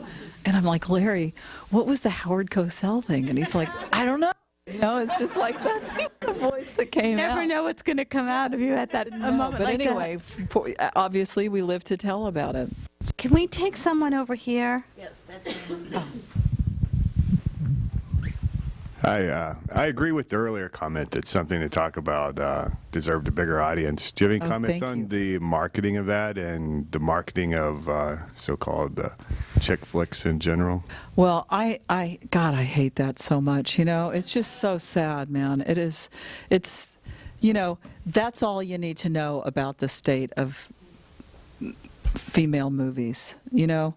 And by the way, I don't really dig those kind of movies. I guess I like a romantic comedy as much as the next guy. And I mean, you know, nobody is more quote unquote guilty of making a chick flick, you know? But the idea that a guy is going to be threatened by anything that happens on the screen in one of my movies, that kills me, you know, or that it somehow makes a guy less of a guy to go watch a bunch of women be silly when I've sat through the stupidest bullshit. You know, what's Wild Hogs? I mean, are you kidding me? You know, I mean, it's like I've sat through such incredibly inane crap, and that's not, you know, what is that? Why I have to have some derogatory label because it's more, you know, it's 2 or more women. I mean, it really bugs me. You know, I can't help it. I mean, it's just not right. But at the same time, you know, there are those movies that they make my skin crawl. You know, well, because they're kind of mass-produced. They're mass-produced and they're insulting. They're sort of all the same not movie. That funny. Yeah. They're not clever. They're not telling me anything new. They're just, and they're not. You can't be talking about What Stays in Vegas. No, I'm not talking about that. No, that was fantastic. She's talking about like that. But I'm, like you know, Bride Wars or Bride Wars. I know, and how all of them. I can't go to those. I just, they're not for me, man. I mean, they're for little girls. They're selling them a bullshit fantasy. I'm not But even little girls don't like them. Yeah, My I'm not 14-year-old niece won't go to those because she's like, they look like idiots. Yeah, but you know, the 12-year-old girls do, and they think they're funny, and you know, it makes them feel more grown up. But it's just, you know, it's crap. However, you know, to just contradict myself, you know, I just went to the Oscars and I wore a big fat fucking pink dress and I had the greatest time. You looked gorgeous. I loved it. I saw you. You looked gorgeous. I loved wearing a big old, you know, gown, and But it was that's fun, not, you know. That's not. I don't think that is contradictory That at all. doesn't make us whores, though. I really don't. It makes us pretty princesses.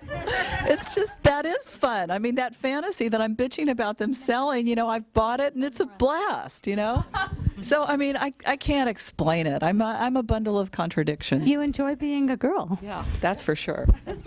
Or a lady or a woman. Or a lady.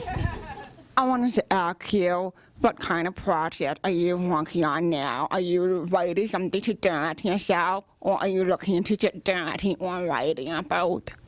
I'm working on 2 things currently. I'm doing a pilot for Fox that's based on. It's not based on anything. It's called The Real Amanda Strauss, and it's about a woman who comes from a long line of con artists and left her family a long time ago, and they kind of turn up again in the story, and now she's an assistant district attorney, and she's got a complete backstory that no one can ever find out. That's great. So, I'm watching. Okay. That sounds like our kind of show. And then, oh good, maybe you could help me. Well, all you have I'm having so much trouble. All you have to do is fall down that rabbit hole. It's Yeah. a long drop. And then the other thing I'm doing is I'm writing with another woman friend of mine. We're adapting this book called Rammer Jammer Yellowhammer that's about tailgate culture of Alabama football. Awesome. Roll Tide. Okay, can we take one more question? This young lady. Okay, Miss Smith. But also, I guess we'll get 2 more because this woman had her hand up a long time. I don't have anywhere to be after this, by the way. So. Oh, that's so nice.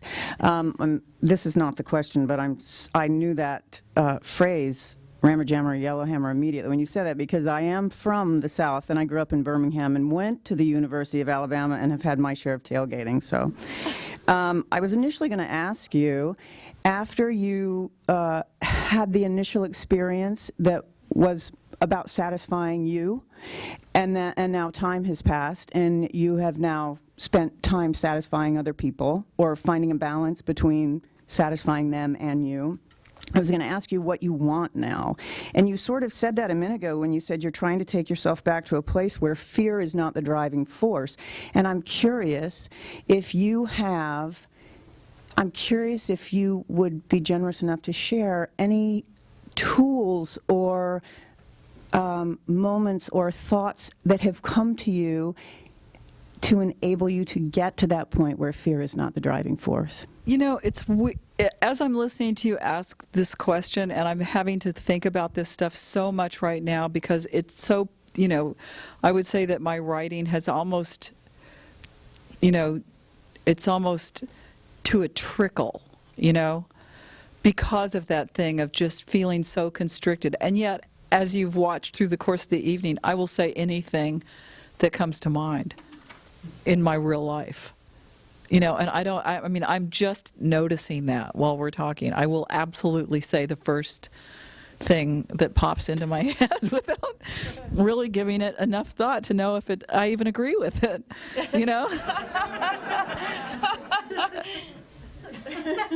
So my point, I think, is that if I could be in my writing how I am, like in my life, I would be much happier. Because I feel like, what the hell, this is it. This is who I am. This is what it is, I'm not being held to any kind of a standard. I don't have to be anything here anybody wants me to be. I just have to be who I am. It's really different when I'm turning in a script, There's just, I think about all those voices that I've heard and all these conversations that I've had over the course where I feel like, what are you, nuts? You don't understand why this works? That's not a deficiency in me, that's a deficiency in you. I mean, I can show you exactly how it works. And just those, and the answer is no, I can show you exactly that the movie's not going to get made, and you're just like, oh, okay, and it starts to shut you down, I think. I mean, but I also feel like it's really hard to sustain a creative life. Let's just take those people out of the picture. Right. It's hard to find that place in yourself that got you to do things when you were young, right. And I feel like, again, to go back to just the feeling of the movie, that over time they got more and more liberated the less they had to lose because they'd already lost everything. Right. And again, we were talking kind of in a joking way about getting older, Making a living becomes, it factors in. And you mean? I mean, as a writer, making a living doesn't mean getting to do every fucking thing to you, by the way. You just don't get to. They're hiring you to do something, whether you like it or not. And that's just a reality. There's just a difference between being an artist and being but like a craftsman. But can I just say that person, that Callie, who said to herself, who had all this, who was working at the video place, that Callie who just said, I'm going to carve out this time because I have allowed this thing to take hold of me, and I have placed my faith in this idea. I have decided to fall in love with this idea, just the way you'd fall in love with a person. And like, let's say you fall in love with a person and everybody's looking at you like, seriously? You're really going to marry that person? Yeah, I am, because I'm wildly in love with this person, and fuck you. So it's like the same thing. That Callie still exists, and she wants to be heard too. No. Well, I can only say that with authority. Callie, I mean, let yourself free. I can only say that with authority because that is exactly my story. I mean, exactly. I mean, I have somebody that I met a few years ago, Marcia Norman, who's a playwright, a wonderful playwright. Brilliant playwright. And she said something to me that has to the person who said, can you tell me something? And what she said to me was, because I noticed that when my play was a big hit on Broadway, one of the first things that happened is I stopped writing. Because I was in fear. Seriously. I mean, I finished the movie that I owed somebody, but then I wasn't writing anymore because I was scared. And, so success is just as scary, if not more so, than failing. And she said to me, oh, your job is to complete your body of work. She said, your job is to complete your body of work. Now, it's like a Zen koan, because that sentence... How do you know? That sentence went into my head and my heart, because that's a very powerful sentence, because it has nothing to do with what the outside world says, what their opinion is, how they weigh in, what they think you should be doing next. She goes, your job is to complete your body of work. And she kept saying that. And, I thought that was really powerful, because interestingly enough, that is my job. And by the way, I'll probably die, but most of us die in the middle. We're not all like everything's all tidied and done, so I've sort of been thinking about this, and I've been thinking, that wouldn't be so bad if I died in the middle of completing my body of work, as long as I was working on completing my body of work. Like, I would feel okay about that. But at that moment, not to get too heavy, but I already talked about the dead girls and whatever, at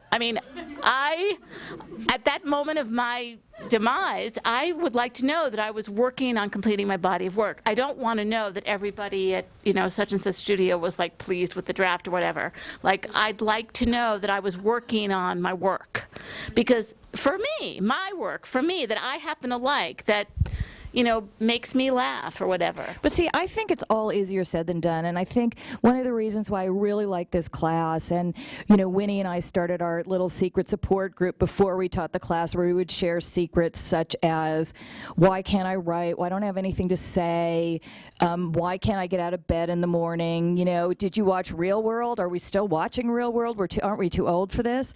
Whatever it was, and I feel like that's the eternal, we're having this thing where everybody, including the three of us, wish we had the secret formula where we could go, all right, we're the masters, and now we're going to tell you the way to stay alive and connected is write what matters to you. Well, I spend a lot of time going, what matters to me? Yeah. I wish I could figure out what matters to me. The time. Yeah. And so it never changes. So even if you're successful and you're getting jobs, that fundamental mystery and fear never goes away, and there's no answer to it. So you have to make friends with it. I'm not saying it's easy. I'm not saying I've done this. That's what I loved about this book, though, that I'm reading, is because it's about incorporating all the difficulty into the process, and like just letting it in and letting it be okay. Yeah, and just that is what it is. I mean, that's, the fact that it's difficult is the challenge of it, not the prohibition of the work, It's why I want to bring in the book list, or we'll arrange to get it to you guys, but we have a lot of books on that are really helpful when you're stuck or getting started. But just off the top of my head, this Dennis Palumbo book, Writing from the Inside Out, and it's not about structure, but it's all about sort of taking what your emotion is and working with it and seeing if there's a link between how you're feeling and what's going on with your character. But this is the mystery, man. This is why we teach this class. This is why we started the class. I'm hoping that Callie Khouri is going to say something that will help me when I get up tomorrow morning. Yeah. Or that something's going to happen in this room. But you know what I'm saying? That there's an energy, or that there's something, or at least that I won't feel alone. But just, I love your question, and we get the best audiences at this thing, and I love the questions. But do you ever have this feeling, I'm just wondering, because sometimes there are days when I imagine myself like, because I grew up in Kentucky, and there's just these expanses of trees sometimes, and I just imagine myself like a hawk or an owl or something, just like gliding over, just like going, what is it? Where is it? What little thing is going to move that I can seize on that's going to be the next idea? And I'm just looking, and I see a leaf rustle, and I'm like, oh shit, it's nothing, it's just a leaf, but I need that prey, that's going to be the idea that I can just swoop down on and completely consume, and it sustains me, Well, it also sounds like your first experience was that experience of falling in love for the first time. Right. And then it would be like you spend the rest of your life going, I'm waiting to fall in love again. I'm not feeling it. There's got to be this intangible thing that sweeps me away and that makes it, easy. Should we take hi. two? Oh yes, you. Hey. And then maybe one question after you, and then we'll let. Okay.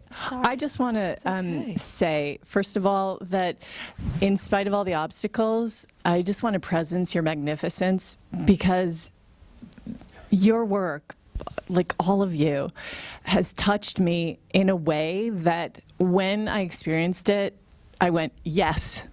Like something, like you got something that hadn't been expressed before, and it freed me, and it empowered me. So I just want to say that. And thank you. Thank you so much. So, and that is a magnificent testament to just the power of it. And then I just am curious, Callie, if you can share anything about your process in terms of developing the characters and getting to what drives them, and how you got the two characters that were one character to play against each other. And I have a best friend in the world. Her name is Pam Tillis. And when we were young and in Nashville, we got in the car. I mean, we were insane, you know, but when we got in that car, nothing could touch us. You know, the music was incredible. She's a brilliant singer, and I had so much love and respect for her. Literally, she's not like this anymore. I'm not like that anymore. You know, I mean, we were kind of frickin' frack, but there were things about her that were so funny. One of which was when she would come out to LA to see me, she would open her suitcase, and I would be like, oh, what happened? You know, it looked like somebody had ransacked her house, you know, and there would be literally, if there had been a stick of furniture in there, it wouldn't have surprised me. I mean, it was like people had just emptied drawers into a suitcase and slammed it shut. And I was just like, you know, I'm not like that, you know, and I just couldn't believe it. And there were just a million little things, but overall, the feeling that we had of such complete freedom and trust and, you know, like getting into trouble and getting out of it together, you know, all the nights where we would just look at each other and go, let's go right now. Now's the time to get out of here, you know, just right before, you know, the house would get raided or something, you know what I mean? Whatever it was, you know, it was the late 70s. That's all I need to say So about you really drew on your, this just reminded me of a funny thing, and this was also inspired by Thelma Louise. When I was writing Romeo and Michelle, I set them in Tucson because I wanted to think of the most kind of like soulless, bland place I could think of. And I wanted the road trip, and I thought, well, you know, I should really go experience this road trip. So I flew to Canyon Ranch. No, I drove to Canyon Ranch, and my best friend flew there, and we were going to drive back. So, you know, here we are experiencing Romeo and Michelle. We were too lazy to get out of the car. On the whole way back, we're like, oh, we should pull off the road and go somewhere. We should see one of these little towns. We stopped in one place, which was like a truck stop. And that's my friend and I. My friend and I are like the laziest, like Romeo and Michelle. We're Romeo and Michelle. I mean, we're not really Romeo and Michelle, but we just sit around, and we're too lazy to get. We were not too lazy to drive, but we were too lazy to get out of the car. Driving through the country is like, you know, I mean, another reason I ended up writing Thelma Louise was because we were doing an Estee Lauder commercial in Monument Valley. And Monument Valley was... And we arrived at night, and we had to drive, and there was a full moon, and I was looking at this landscape, and I was like, this is the most incredible thing I have ever seen. And I mean, I never felt more human than I did. Like, I was in the freaking camera van with all the equipment, you know, but driving in this van at night through Monument Valley with a full moon, I was just like, this is the most astonishingly beautiful thing I've ever seen. And I felt so alive and so awake, you know, and I wanted to put that in a movie. And there's something really great about getting out there and you know, kind of ignoring the miles and miles and miles of strip malls. And, you know, it's even worse now than it ever was. What you're also saying is get yourself inspired. Like, put yourself in a position where you could get inspired, where it's likely that you could get inspired. Because, like, a funny thing happened to me tonight. Can I just say, I was waiting for Robin, and I went into the Barnes & Noble. This is so funny to me. And I'm writing a script right now. Some people here know that I'm writing a script right now. And it involves a journal. And I'm looking idly at the magazine rack, and I see the Utne Reader, and it says, like, why diaries are dangerous. And I'm thinking, oh, that's the Utne Reader I've got to buy. My whole script is about a journal and something that happens with a journal. I pick it up, and I'm staring at it for 10 minutes. I'm going, where's the article about the diaries?